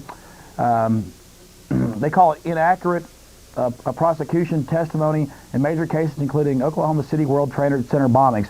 No, they said they manufactured evidence. If we can come in here, I think this will do. Just do the close shot, and I'll show people here. Okay, there he is. If you see this man, I think he's actually been on Access TV. They played one of his tapes here, hailing Hitler and things. He's Andre Strassmeyer. His father was a top Nazi brought over to this country. There he is. He's a known CIA actual agent. He's been heavily linked to. And that's who McVeigh has been hooked up with for about 2 weeks. And that's who we think blew up the Oklahoma City building. Good chance. That's what the New American says. And these are dangerous people. And I don't really appreciate having to come out against them. But there is your loving Andre Strassmeyer. In fact, I think it's important people see this guy in case they see him. They can really know who did it. Let's get a close-up of this in about a minute or so. Yeah, we'll do it on that camera right there, and we'll have to straighten that one. Here, let's get a lovely picture of this gentleman. Yeah, there we go. Head of Elohim City. Yeah, let's Take a look at him. Man, he's a nice-looking fellow. Man, you can really count on. Well, that's good. We've seen who this loving individual is. Free to do whatever bidding his masters command him to do. Like burning the Reichstag back in 33. These people can be counted on. Thank you very, very much. And there's the lady that stood up and then was tempted. The first they wanted to tell her everything was fine and give her a job, but then she said, no, you covered it up. And it doesn't matter for her now. She's now been thrown out of the system because she was a good FBI informant, BATF informant.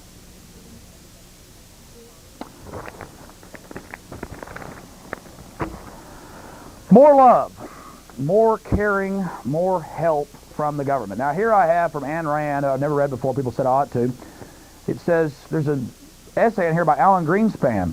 This was written in 1962, where he talks about really socialism is for the rich and created by corrupt institutions to circumvent the free market. And he says that coercive monopolies cannot stand in a real free market. He talks about that and proves it. And he talks about how professors use the argument that the railroads in the 19th century showed the failure of free market. No, it showed the failure of subsidized behavior in the West. And then they have another essay here where he talks about how we need to be on the gold standard, or at least have federal control, and how the Federal Reserve is dangerous. And that is on page 96 of Ayn Rand, Capitalism, the Unknown Ideal, because nobody ever really follows it. Now we have what they call a mixed economy, which is really a parasitic socialist economy for the rich. And basically, just read this today. I haven't had time to highlight it. I'll go back over it more for you next week. Now, of course, Greenspan is sold out, and you'll never hear any of that from him today. He was obviously too smart a gentleman. They had to pay him off and suck him into their system. He's now one of their boys. Before we go to your calls, and if we can, drop my little Statesman article. Before we go to the calls, I want to cue up the tape, and then we'll just play it in front of me for a few seconds.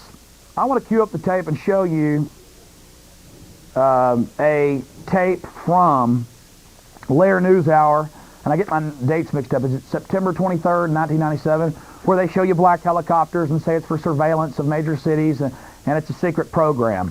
We'll try to show you that clip, then we'll show you some footage that you've seen before. But it's important we see this because this myth has not been dispelled, and I have to dispel these myths. This show is about information, not continual entertainment. You need to tape these shows and get this documentation out to people. Then we'll show you footage that the Ritters, Jimmy and Jean Ritter, got at the Sheriff's Department complex in Houston, Texas, where looks like 13 to 14 attack helicopters, Apache, I believe, A models, and also a bunch of Hueys and things. This is for you, my friends, and this is the local police in training with the feds. This is the United States Code, annotated, Title 22, and they attempt to couch it in that it is that it's for foreign policy, but then it openly states the formulation and implementation of United States arms control and disarmament policy in a manner which will promote the national security can best be ensured by central organizations charged by statute with primary responsibility for this field. This organization must be such as position with the government that it can provide the President, the Secretary of State, and other officials of the executive branch and Congress with recommendations concerning United States. And then it goes on to say the effect of these recommendations upon our national security policies and our economy. And it's all couched in legalese, but this was all started back in the 1962. And I think Kennedy tried to turn it around. That's why he got killed. And then in the 80s, it's heavily strengthened. And it talks about the terms of arms control and disarmament mean the identification, verification, inspection, limitation. And it talks about the drug war and things. This is the blueprint for the police state that is now being unveiled before us with the smart highways and the thumb scanning and the ski mask wearing police under federal control. Secret police. Whenever we're ready with one of those clips, are we ready? We're ready to roll. Let's play one clip and I'll be back in a minute or so and then we'll play some more.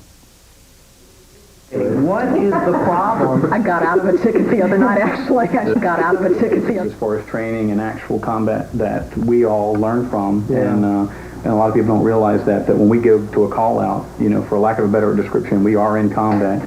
Equating crime control to war bothers Patience Milrod.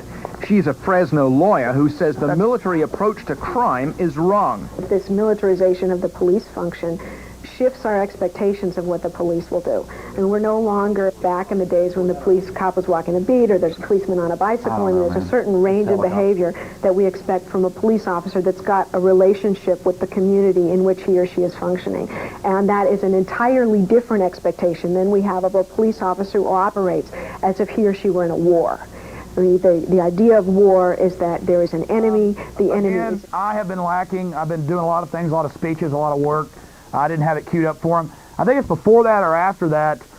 We've played it many times. It shows the black helicopters, says it's for your best interest. And then later, before or after that, I can't remember either. It's not that long of a newscast. It shows one of the SWAT commanders talking about secret programs. Again, if you want, this is all voluntary down here. We have our own lives. And again, if you don't like it, you can go get some multi-million-dollar package BS for yourself. Let's go ahead and take some calls while we're finding that. Hello, you're on the air. Hello, Alex. Yes. I watch your show a lot, and I've come to a conclusion, and that is that, you're fighting against the revolution as it currently stands, but you're headed towards the next step of the revolution. The revolution started not 50 years ago, not 100 years ago. It started 500 years ago. Yes, the Renaissance, the battle against centralized control. The battle against the monarchy, and but see, the printing press started that. Religious monopolies were broken up. Yes, yes. The French Revolution was a very big step. Our country was not founded on the principles of the French Revolution, but the next step of the revolution that we have espoused, which is communism and socialism, does espouse the principles of the French Revolution. Let me explain something to you, my friend. I don't know where you're going with this, but all I'm saying is that there's no such thing as communism. It is command and control. It is a catchword used by professors and the intelligentsia and the establishment to rationalize neo-feudalism.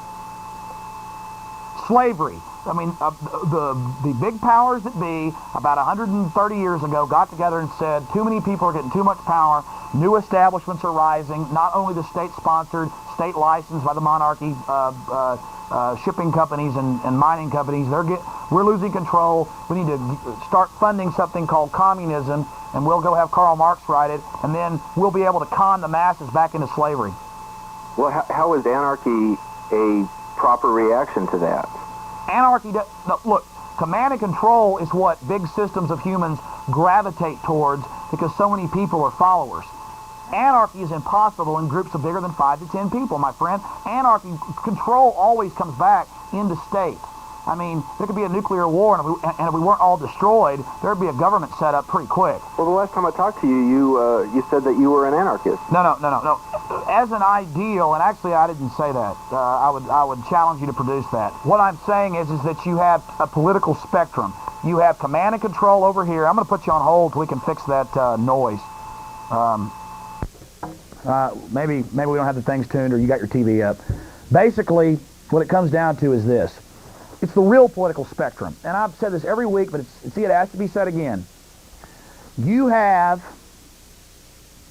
just want to talk about it. You don't want to fix the problems. You just want to be an apologist and sit in your hole. But anyways, I'm sorry I'm mean. We're in a fight for our lives, and I'm sorry I get vicious when it comes to standing up for America, standing up for some human liberty. We're sitting over here. All right, what is the end result?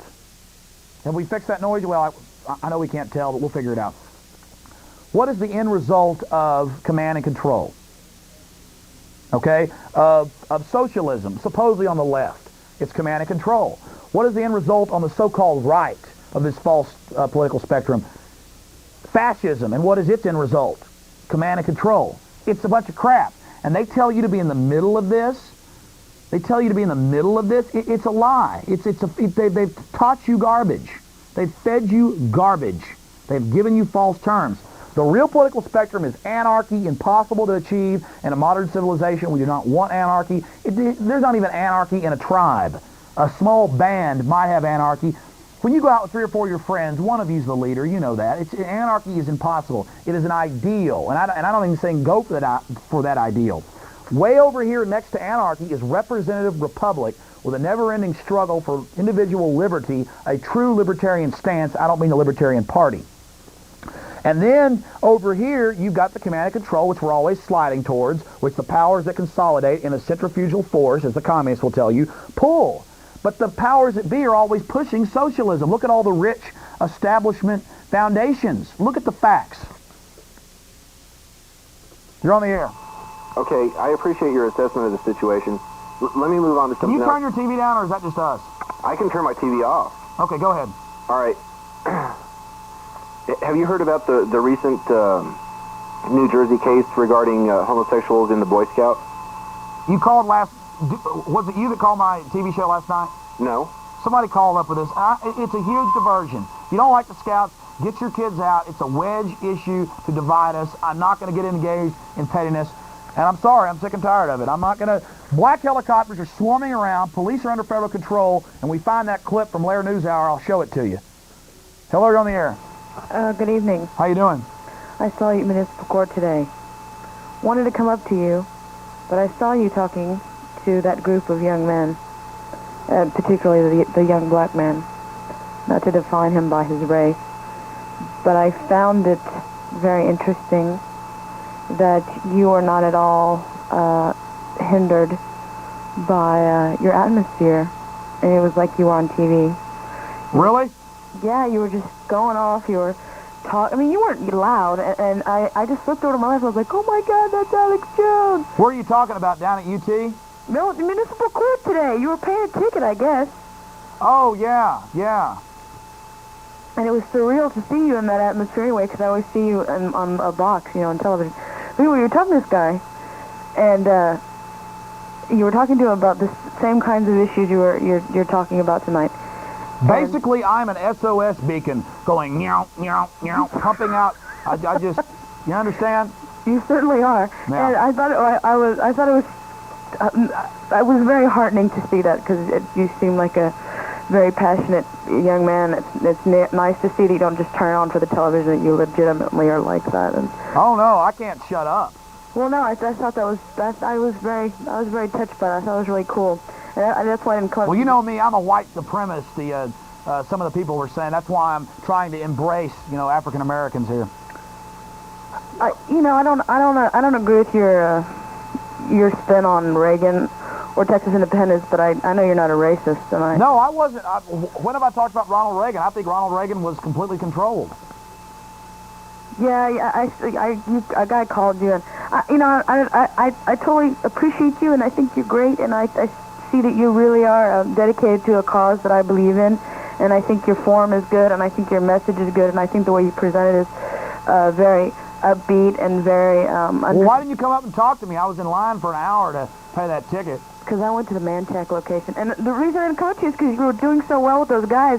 And it wasn't just that guy. There was when I wanted to call you and tell you, there were a bunch of people around that young man listening to you. Oh, I know. A lot of young Latinos and black young men. And I was like, I didn't want to get in on that because I was like, that's too beautiful, to see that. Well, I mean, they know better than anybody about the modern slave state. So I have to talk to them about it. I want to embrace them. I want to... And most of those guys know just as much as I do about it. I mean, they understand. Exactly. And well, I don't know about that. I talked to a lot of young... You were talking about rap, right? I have friends in the community, hip-hop community, and a lot of them have a little bit of information from a lot of different places. And that's why when you were talking to these guys, so like you're really going to consolidate what they know. Well, I'm better in person. Pardon? I'm better in person talking to people. Yeah, you're very humanistic. That's what I was going to tell you. I was impressed. You were for real to me. I was just awestruck by the whole scene. I was just absolutely Well, I impressed. appreciate it. You're making me feel good here now. No, I'm serious. I had to call you tonight. I was like, I usually go to bed. I was like, I'm going to stay up and watch this guy. I'm going to tell him, you're for real. I mean, well, listen, have you seen me play the black helicopters for you? Yeah. Well, why don't you stay on the line while we go ahead and play that? I'm going to put you on hold, and I want to ask you what you think about this. Is this a conspiracy theory, okay? I'm going to put you on hold. Do we have that queued up, guys? The television, the Black helicopters? Yeah, we certainly do. Okay, let's go ahead and go to that. Okay, we'll play.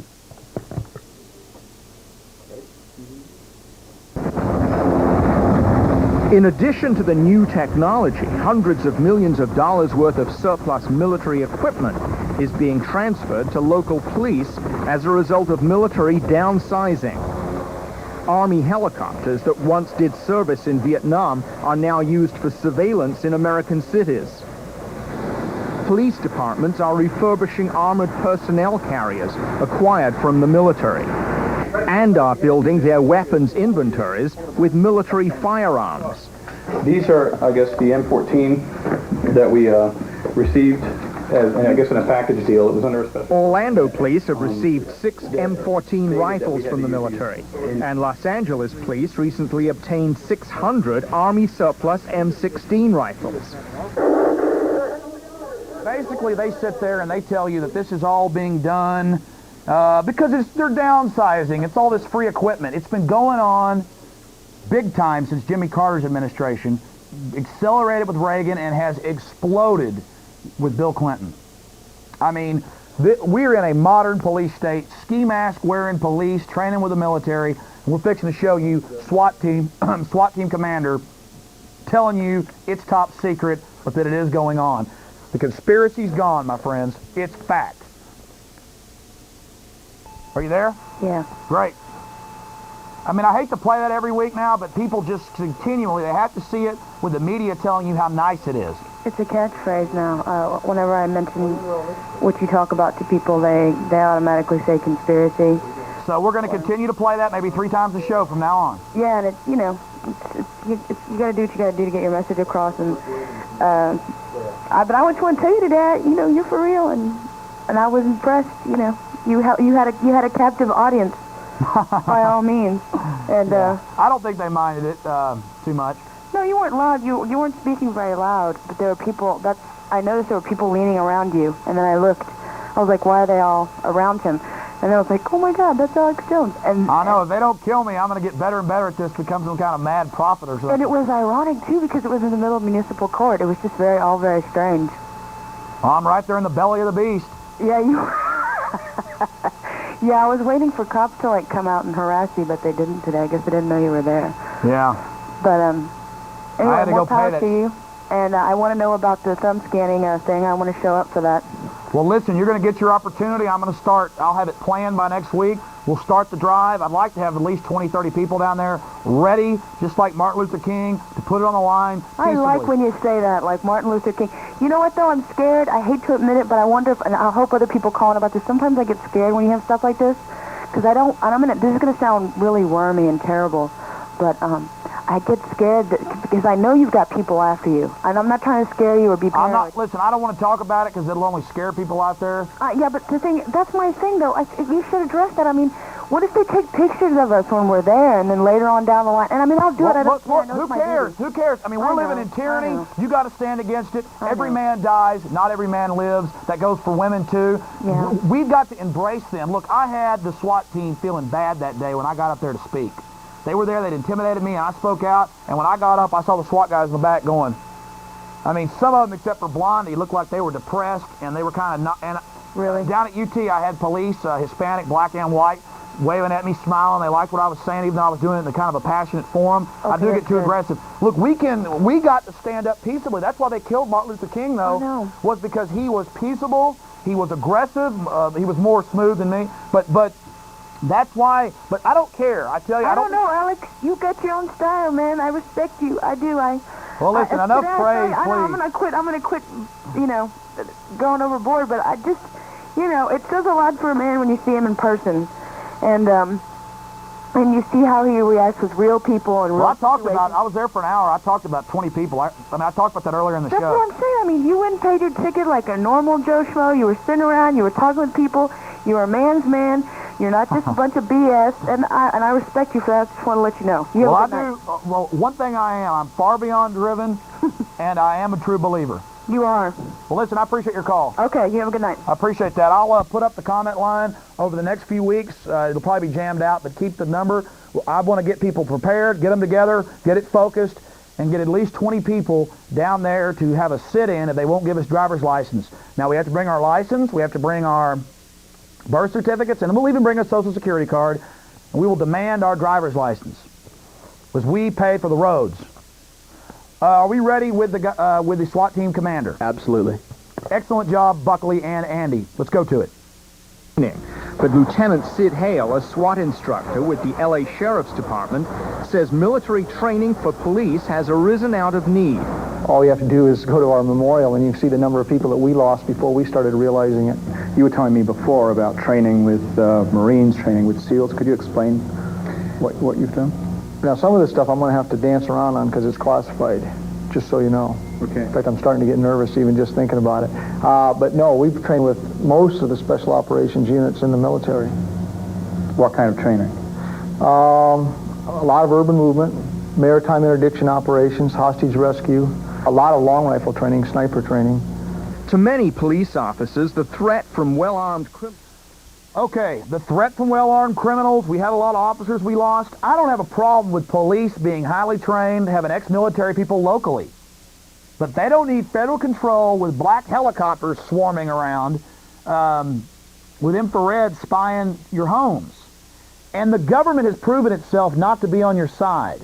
They think of you as slaves that are meant to pay your money to them. And that is what they are about, and that is what they stand for, and that is what they want to do. They want to divide you, balkanize you, and destroy your mental capacity. All right, now we'll cue up the Houston footage, again gotten by the Ritters, real patriots that are really doing a great job.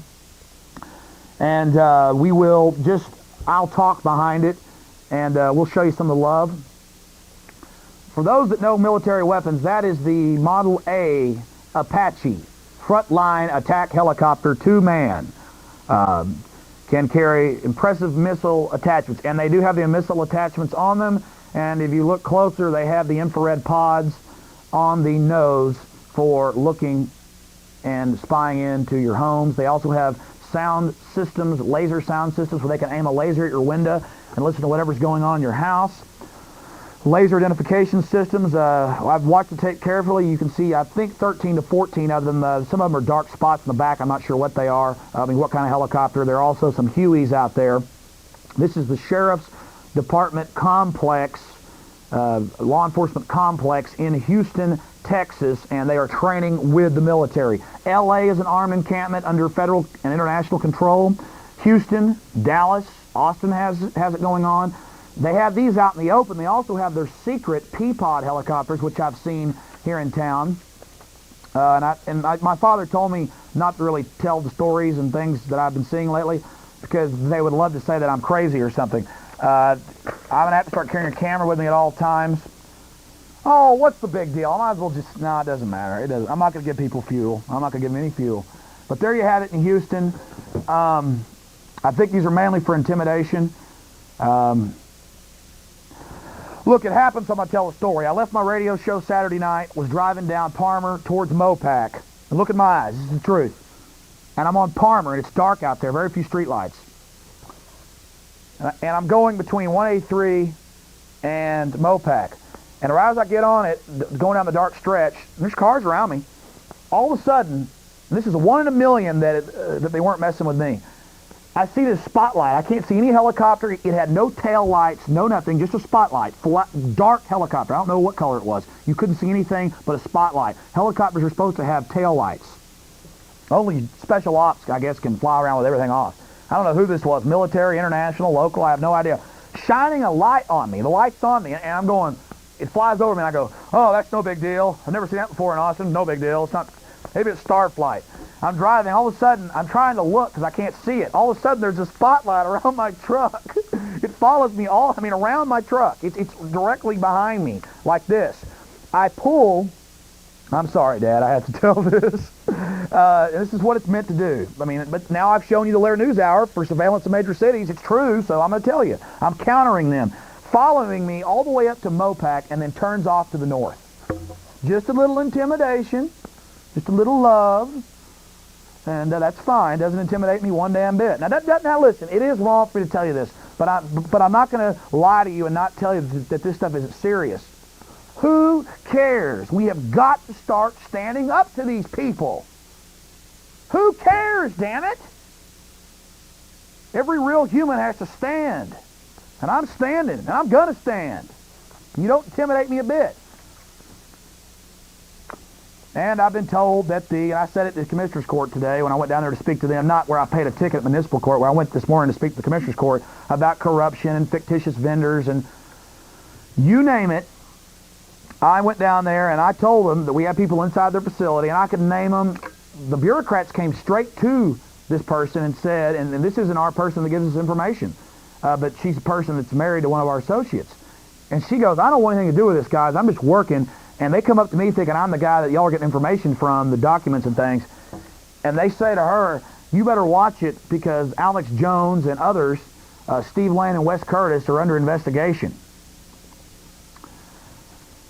You want to investigate me when I go out on a date or something and drink 2 or 3 beers at a restaurant? Or you want to investigate me when I go, over to my grandparents or something? You want to investigate me when I'm on the green belt with my dogs? You want to investigate me? You want to investigate me when I'm oil painting in my apartment? You bring it on, baby.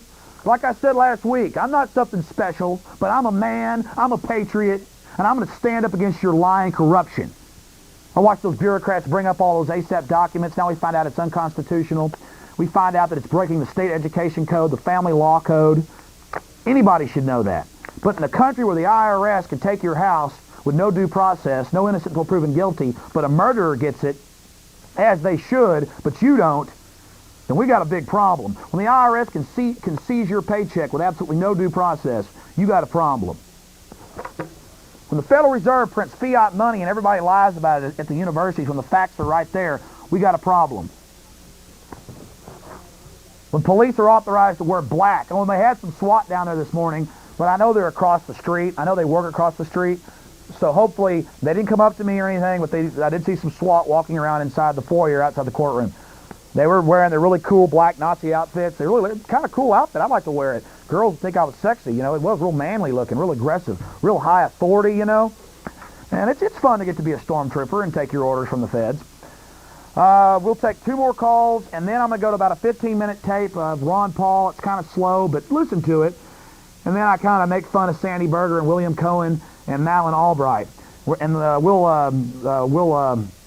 that's at the end of the 3/4-inch tape, guys. I'm making hell on my producers. Absolute hell on them, because I've gotten lazy and I'm not even queuing the tapes up for them. Hello, you're on the air. Hey, I'm going to start calling you William Wallace. You're all right. If you don't mind, please don't stop that, please. That's the end of it. No more worship of Alex. I want to... I don't mind. Never mind. Go ahead. Speaking of worship, if you let me read a couple paragraphs of this. Sure. So our brothers in Alabama I've called up before. Let me tell you. Let me read something to you about students in Alabama in high school and any school. The students, called the defendants, are permanently enjoined from permitting, including but not limited to vocal prayer, Bible and religious devotional or scriptural readings, distribution of religious materials, texts or announcements, and discussions of devotional inspiration of nature, regardless of whether activity is initiated, led, or engaged in by students. No exception to this provision shall be permitted during times of perceived crisis or exigent circumstances. Okay, what did you just say for us laymen out there like myself? It means that if if somebody got killed or there's a bad accident, students can't go get together and mourn about it or pray about it. This is what's happening in Alabama. Okay, I want to make a statement. This is going, believing in God or not, this type of censorship is going to be a very pivotal point in our country. The one thing they add, listen to this last piece here. The court will appoint a monitor. The monitor shall have the power and authority to 1, enter any classroom or public school property, school assembly, sporting event, commencement exercise, or school-sponsored or school-initiated event for the purpose of observing and reporting on compliance for the duration of the permanent injunction. And what is this from? Sorry? What is this from, sir? This is a special report I got, and it's covering the situation that's happening in Alabama. Okay, let me go ahead and comment on that because we're pressed for time, okay? I really appreciate your call. And I know I'm rushing over the calls. Actually hung up on the... Really, callers, I don't mean to make y'all mad. You know I'm a spaz. I kind of just free flow what's in my mind. Totally honest person, and I just have to get on to stuff. I don't care if you pray to Jesus or whoever you pray to. That's your personal decision in class. Students should be given 5 minutes a day to do whatever they want. If a school wants to and nobody objects, they should be able to read a prayer before a football game.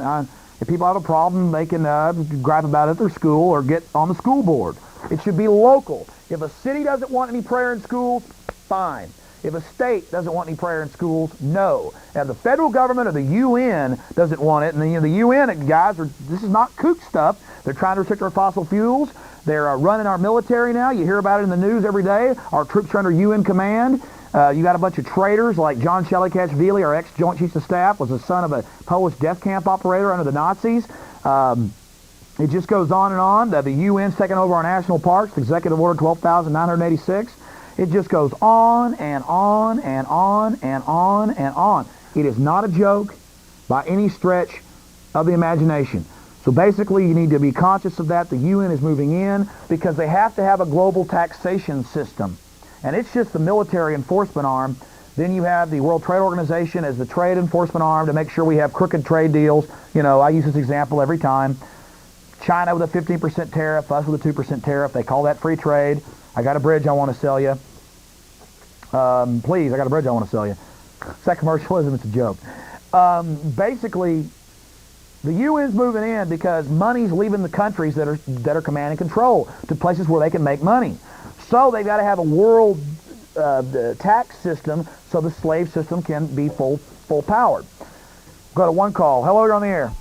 Hey, I don't know if anyone's noticed, and maybe I'm imagining this, but has anybody noticed on their little display in front of the airplanes and stuff, has anyone seen that black helicopter? Because the other day I drove by and I saw one on display. What are you talking about? I'm serious. This is not a crank call. The other day I drove by Camp Mabry and I swear I saw they have an airplane on display, you know, where people can go and look at them up close. I saw a black helicopter there and I thought, what the hell is this? Well, look, they got green helicopters, they got black helicopters, they got gray helicopters, they got silver helicopters, they got red helicopters. But the night op ones are a flat black or a flat green, and they turn the lights off. I've actually saw one Saturday night at around 11:30 at night. Well, maybe someone can check this out and see for themselves. I've seen it. I drive by Camp Mabry. It's on Mopac, right off Mopac. Right. Yeah, that's just a reserve helicopter. Is it? Yeah. Okay. Well, I was just wondering. Did you see the clip a few minutes ago, Lair News Hour? Yeah. Yeah, I mean, I've got that on tape. I've seen it numerous times. Well, I'm going to keep running it. I'm sorry for people, but we have to get the brainwashed in with us. And I am walking around with my camera everywhere, and I'm going to get this stupid helicopter that keeps flying like 50 feet over my home and disrupting everybody in my neighborhood. Even Pat Beach from the Austin American Statesman, when he wrote a cover story on Access TV and called me the dark star of Access TV, he said that as he was writing the article, he walked outside a couple of days before, and a tight formation of helicopters flew over his home. Then he says, this is a good time to introduce Dark Star Alex Jones. I mean, people see this. It's not a joke. Right. I mean, they got military encampments all around us. They're letting us know. Yep, Big Brother's there. But you're not allowed to oppose it because you're crazy. Well, of course. And I've been told, you know, they don't exist. But, yeah. I mean, I guess I'm not supposed to believe what I see, just what I hear, right? You're learning. Yeah. What's your first name? It's Lana. Lana, incredible job. You are learning so well. Yes, do not talk. If you have kids, don't talk to them. The school will handle that. The counselor will handle that. I'm getting ready to pull my kid out of school. No. They'll teach them all about how good Kevorkian is. And they'll teach them about the UN and how bad America is. And the TV, when they get home, if they watch the news by accident, they'll hear about the UN a lot. Now I'm an alien here. But basically, they'll just continue to tell you how wonderful everything is. And just don't worry about, don't be a kook like me, please. Yeah, right. Well, I know that's satire. Oh, no. I'm sure for people that are listening out there, I have to say this. I appreciate all the morning shows talking about me. I really hope y'all keep that up. But I want to tell everybody that tunes in from hearing about me on those shows, all the morning shows, I want to tell people, and I have been supported on some other radio stations that I'm actually an FM radio host myself, but a lot of other stations attack me on a lot of the big morning shows, which is fine. I appreciate that, but some other shows have actually been supporting me at night, during the day and things, on those very stations, well, actually on some other talk stations. But what I want to say is please keep it up. But for people that are listening, well, they're taking clips of my show and they're playing them and acting like I'm calling in. They're acting like I'm calling in, and they're like, I call in and say, I'm Alex Jones and I'm a bitch dog. They'll say things like that. Like, that'll be played tomorrow, okay? They'll probably love that. They won't even have to doctor that because I just said that for them. Yeah. And actually, I've been told I could, put a little copyright thing on my show, or I could call them and say it's slanderous. My dad's got about a dozen lawyers. He's a pretty big businessman. But I'm going to let them keep doing it because they're just petty worms. Or actually, they're helping me. So everybody out there, when you hear this type of behavior from the petty, dumbed-down mass people that do the entertainment petty shows, just remember they're liars, and they're cutting my speech, my words up. Yeah. Well, thanks a lot. I appreciate your call. All right, take care. All right, guys. We'll go to the Ron Paul thing. I don't know if we can even play the whole thing, but let's go ahead and go to that. I'll be back in about 10-15 minutes. We'll take a few more calls, and then Exposing Corruption is over for the night. But first of all, let's thank my sponsor one more time. Yes, go to page, enter page, number, destination. I love that new CG. It's pretty nice, new character generator. I want to thank my sponsor, 98.9 KJFK FM radio. That is All Talk Radio. And again, I am a FM radio host with KJFK, and they're kind enough to sponsor my show. And thank you again. So that's just remember 98.9 KJFK FM radio. All right, I know I've kind of been obnoxious tonight and repetitive, but I am trying to fight back against the conditioning of the enemy.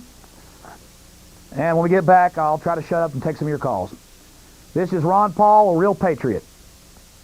It's kind of sloppy. I just put it together real fast. Are we ready with that? Regulations on them, and resentments are turned back toward us.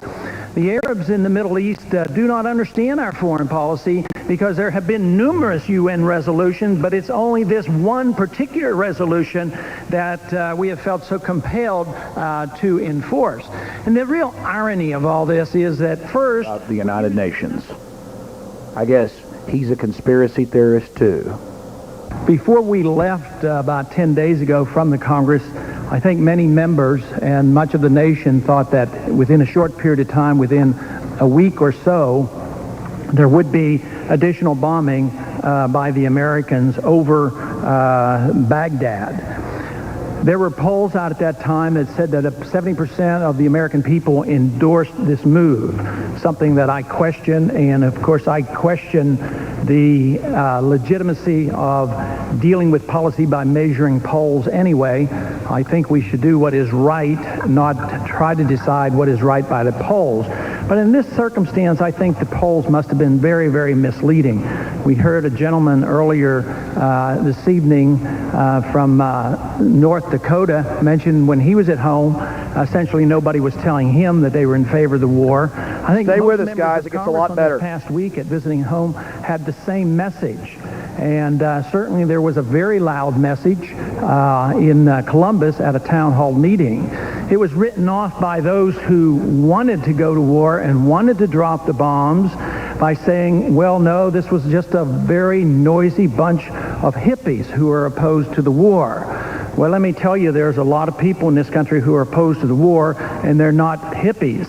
And I think to discredit people who oppose going to, and participating in an act of war and try to discredit them by saying that they belong to a hippie generation, I think they are going to lose out in the credibility argument in this regard. Somewhat ironic about how this has come about, because it seems that those of us who have been urging great caution have been satisfied with at least a temporary solution, yet we're not entirely satisfied at all with the dependency on the effort by United States enforcing UN resolutions.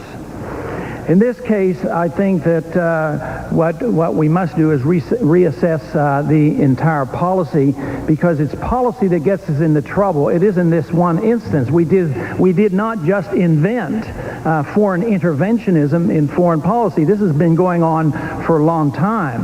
The first egregious example, of course, was in Korea, where we went to war under the UN banner, and it was the first war we didn't win, and yet we continue with this same policy throughout the world.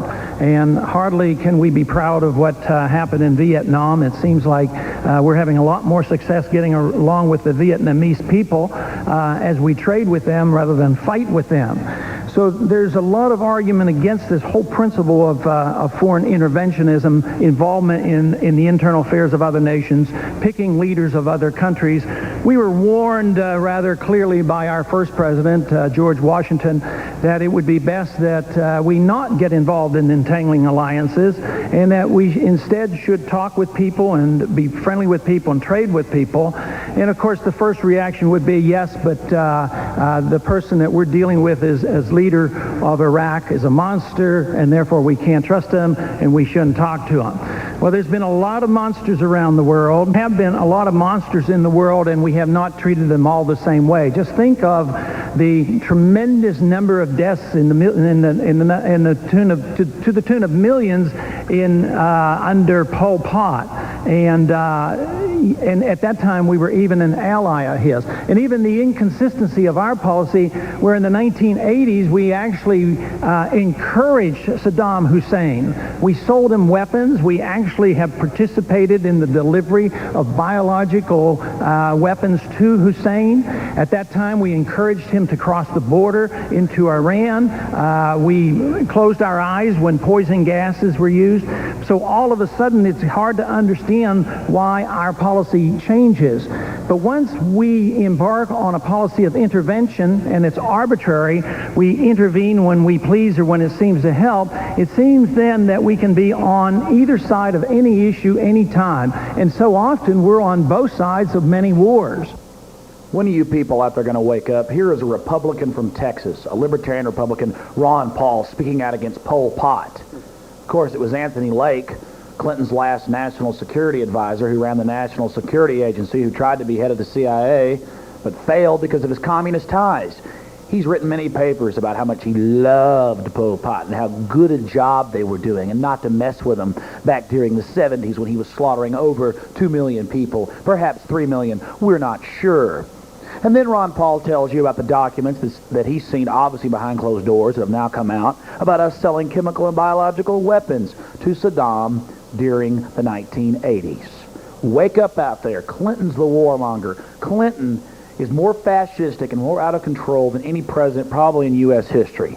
But you're buying it hook, line, and sinker. You people out there with Clinton Gore bumper stickers are really duped. You guys need to be conscious that Ron Paul is also very, very angry about what the Republicans have been engaging in. This is a man who was an Air Force flight surgeon in wartime. I respect him incredibly. You would do yourself good out there to check into Ron Paul. This is the kind of generation of patriots that we need to be in office. Dr. Congressman Ron Paul, if he respected. Let's go back just a few more times and show you a few more clips just to repeat some key points for people that might have missed it. This is a major congressman up there telling you what's really going on. Wake up and realize the mainstream media has an agenda to keep you ignorant and snowed. Clinton is a fascist command and control punk. I was saying there have been a lot of monsters in the world, and we have not treated them all the same way. Just think of the tremendous number of deaths to the tune of millions under Pol Pot. But he cared about the children. And at that time, we were even an ally of his. And even the inconsistency of our policy, where in the 1980s we actually encouraged Saddam Hussein. We sold him weapons. We actually have participated in the delivery of biological weapons to Hussein. At that time, we encouraged him to cross the border into Iran. We closed our eyes when poison gases were used. used. So all of a sudden, it's hard to understand why our policy changes. But one... Now, Mr. Congressman Ron Paul, I'm going to play devil's advocate. How dare you be not understanding? We're trying to help. We're trying to do a good job here. Don't confuse us with the facts, sir. Don't confuse us about what really happened and what's really going on. And this is all about the UN taking control of Iraq's oil supply, like Sandy Berger even openly bragged during the Columbus, Ohio International Town Hall meeting. No, the facts speak for themselves, my friends. Even the inconsistency of our policy, where in the 1980s we actually encouraged Saddam Hussein. We sold him weapons. We actually have participated in the delivery of biological weapons to Hussein. At that time, we encouraged him to cross the border into Iran. We closed our eyes when poison gases were used. So all of a sudden, it's hard to understand why our policy changes. And so often, we're on both sides of many wars, and this does not serve us well. A policy design that is said to be pro-American and in the defense of this country, where we follow the rules and follow the laws, and we don't get involved in war without a declaration by the Congress, I think it would be very healthy not only for us as Americans, but it would be very healthy for the world as a whole. So I am very pleased that there has been at least a pause here, although our troops will be maintained there, and they're waiting to see. Now, he's being nice right now. He's not explaining something to you. He's talking about the Congress deciding things instead of the president. Now it's the UN that decides things. Sovereignty's gone. We've got to stand up for American sovereignty again. I will repeat, just watch the news. They're training us to accept UN authority. Every single day, all we hear about is UN this, UN that. From children's cartoons to sitcoms to the nightly news, we are being conditioned as a country to accept global governance. So I am very pleased that there has been at least a pause here, although our troops will be maintained there, and they're waiting to see if there's some other excuse that we can go in there and resume the bombing.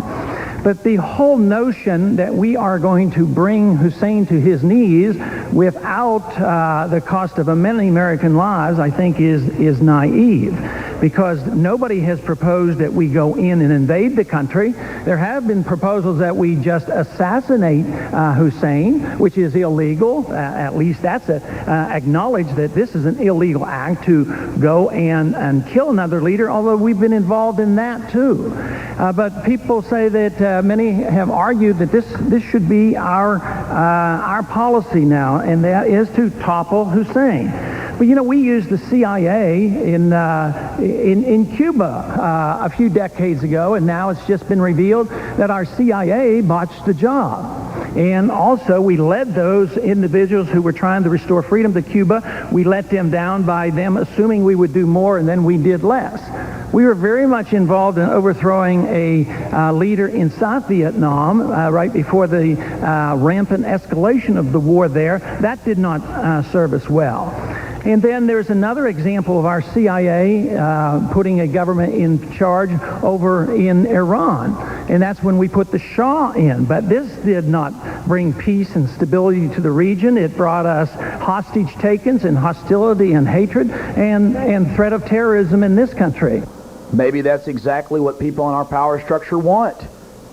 Doesn't matter how much trouble and how many enemies they make. It's all about terror here in the empire. It doesn't matter that we funded and created Saddam. Mr. Paul, again, don't confuse us with the facts, sir, please. Again, I'm playing devil's advocate. You heard it. Clinton and everybody else couched this, and that it's for the kids, it's for the children, Saddam's evil. Back in the Bush administration, which Congressman Ron Paul attacks, April Glaspie, right before the Gulf War started, went over there and told Saddam that we weren't going to get involved. She was the U.S. ambassador to Iraq in inter-Arab affairs. And then he crossed over into Kuwait because they've been horizontally drilling, stealing his oil, not defending him, just the facts, and we attacked him. Basically, back to the point, it's about the UN stealing Saddam's oil, plain and simple. It's about control. It's about setting up vassal states for the UN to suck dry and fund their world government aims. Now, compare Congressman Ron Paul and his sincere demeanor, which is very clear to see. Compare it with Sandy Berger, National Security Advisor and Director of the National Security Agency, William Cohen, Secretary of Defense, and Secretary of State Madeleine Albright, all CFR, all traitors, all agents of European finance, total criminals. Let's take a look at these guys. Here was the now infamous town hall meeting in Columbus, Ohio, where people overwhelmingly rebuked them. Unlike the press told you, all the questions were hardcore too, not just some dissenters screaming in the background. We could accomplish our mission. The mission being, as I said before, and as others have said, to significantly reduce his ability to threaten his neighbors with weapons of mass destruction or otherwise. I'm not going to get into that we sold him these weapons and the media is keeping this from you, and that we detonated these weapons above ground and our troops are contaminated, and now even Britain is admitting it, but our press is covering it up. They're doing a great job. Of those plans, I think the better off we all will be. Boy, if evil has a face, there it is. Good Lord, look at her. Incredible. Madeleine Albright, CFR servant. Countries like Indonesia, who we sell weapons to, yet they are slaughtering people in East Timor. What do you have to say about Israel, who is slaughtering Palestinians, who impose martial law? What do you have to say about that? Those are our allies. Why do we sell weapons to these countries? Why do we support them? Why do we bomb Iraq when it commits similar problems?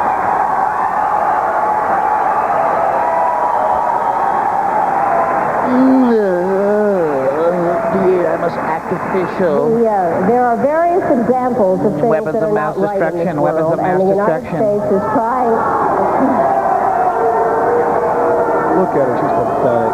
We're all pathetic. I really am surprised that people feel that it is necessary to defend the rights of Saddam Hussein.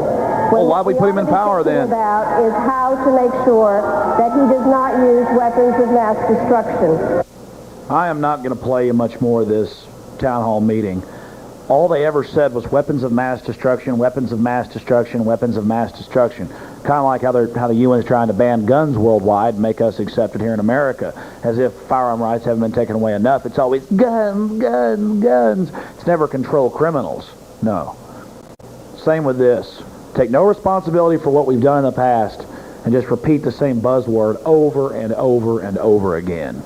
Suggest, sir, that you study carefully what American foreign policy is. Let's respect that. The more time you take shouting, the more time you take away from people who have questions. Now, if you're ready to hear some real hypocrisy, here's where he talks about the danger of these chemical and biologicals and the threat to your children, even though we sold them to them and won't treat our own troops that were exposed to them in the 1990-1991 Gulf War. With no loss of life to the American citizens. What we have to be concerned about is how long are we prepared to stay the course to make sure that he doesn't develop weapons of mass destruction, chemical and biologicals, which will pose a grave threat to your children and grandchildren. And that's why we're taking the action necessary in order to build up the diplomatic initiative or possibly a military option if necessary. So we are there to protect your children and grandchildren from one of the most grievous types of threats that we will ever see in the future. That is weapons of mass destruction. Come clean, Cohen, please. You want the oil. Come on, Albright. That's what Berger says.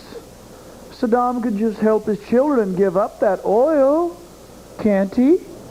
The UN really needs it to help run all the wonderful operations like disarming us, restricting our fossil fuels, taking over our national parks, and the wonderful thumb scanning that's going on here with the help of Bill Clinton and the urine and blood testing he has planned. Oh, there's so much good work to be done by the banker-funded bureaucrats. You know, if I could just answer that.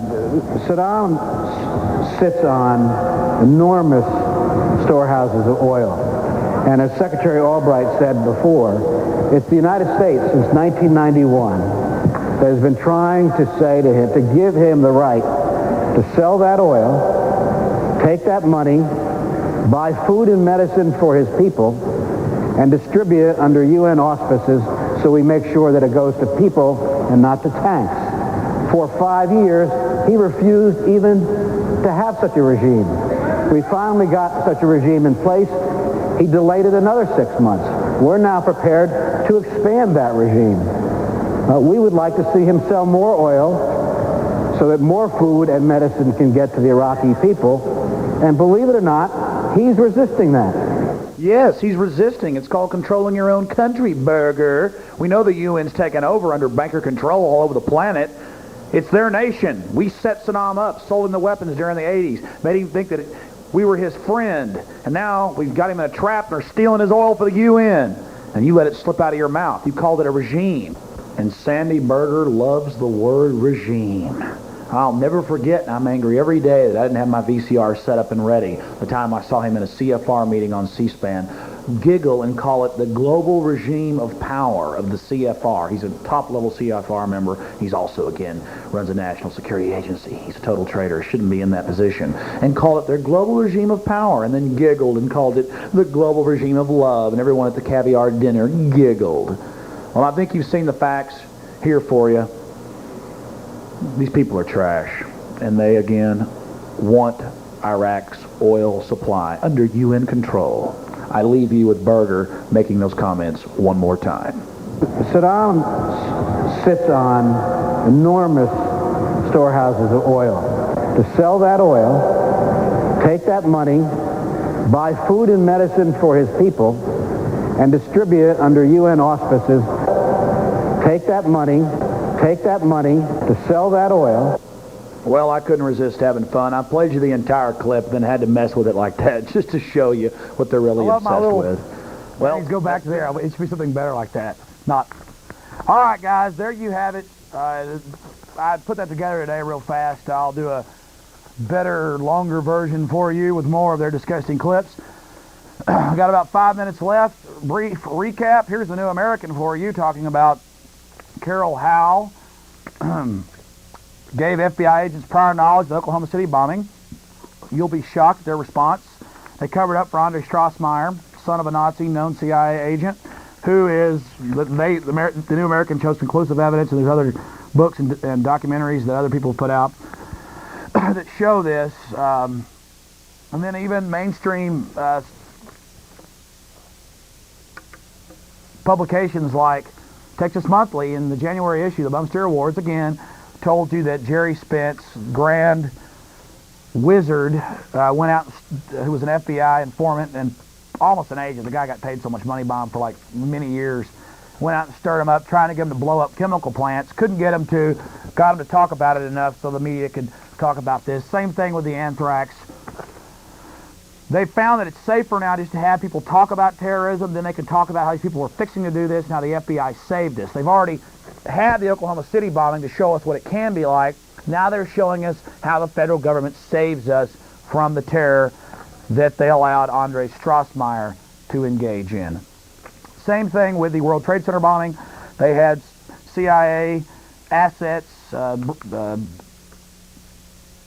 Egyptian security agents, and I've showed you the newspaper clipping from the October 23rd, 1993 New York Times, where they just nonchalantly mention it, that they knew at least 2 days before about the bombing and let it happen. That's World Trade Center bombing, 1993. Oh, FBI to pay $1.16 million, just to repeat, to Crime Lab whistleblower, just to recap, Frederick Whitehurst, ex-head of the FBI Crime Lab. They call him a lab supervisor. Yes, of the FBI Crime Lab, scientist, doctor, FBI agent who, it says internally for years, tried to tell them about the manufacturing evidence in Oklahoma City and you name it, flat out manufacturing evidence, falsifying his name to false reports. I'll take 2 calls, quick questions, and then the show's over. Thanks for people being patient. Hello, you're on the air. Good evening, Alex. How you doing? This is old Recon. How you doing, sir? Good. I got a little trivia for you, sir, and I'll hang up and let you comment. Let me turn my TV down. I'm sorry. Madam Albright, the one what looks like she'd hit you with her purse, a Judean, a female, going before an Arab, it's an insult. The previous lady, that was our ambassador, who spoke, I can't think of her name offhand. April Glaspie. Yeah. AGDN, a female, going before an Arab. Now, you're sounding anti-Semitic. No, this is just... Robert, first let me tell you, I know you, Robert Kurtz. You are Jewish. Yeah. Okay. But this is fact. It's just plain ordinary fact. I know, listen. People of Islam know it. Let me finish it. Robert, I understand what you're saying. You're talking about how George Bush didn't call Saddam by his real name. He called him Saddam. Yeah. Yes, and Saddam, different insults. Yeah. You know, meaning all kinds of things. Yes, listen, I gotta go, okay? This is the love I'm talking about. Yes, this is the love. Just a little trivia there. Now, listen, Robert, I really appreciate your call. Hold on a minute. One Apache could take out in one sortie the largest shopping center in Austin. Yes, they could carry dozens of Hellfire missiles and you name it. Robert, I really appreciate your call. One more call. Hello, you're on the air. I had to get to 2 calls. Yes, caller? Hello? Yes, real fast comment, ma'am. Yes, I've been listening to you, Alex, and I believe in everything you say. Well, I'm not 100% right, but I'll tell you, if just 10% of what I'm saying is true, we had better get motivated and educate the American people. Well, I'm behind you, and I'm asking everybody else that there's going to take masses of us to start some kind of action. Okay, you're absolutely right. It's grassroots. Robert, sorry I had to cut you off. I just said I was going to get to 2 calls. Didn't want to lie about that. I'm bad enough about not getting the callers. All right, this show is every Tuesday night, 8:30 to 11 p.m. right here on Channel 10. If you agree with the information, tape the shows, tell your friends about it, get your own show, get involved, call into radio shows, raise hell, make this an issue, make it mainstream. Forget their buzz. Mike Hanson Archives. You're ready to run. Come on, anybody want to come up here? All right, that's it. All right, come on, who wants to lead it? Let Gene go. Go ahead. Yes, sir. Here's all right. God bless the Republic. Death to the New World Order.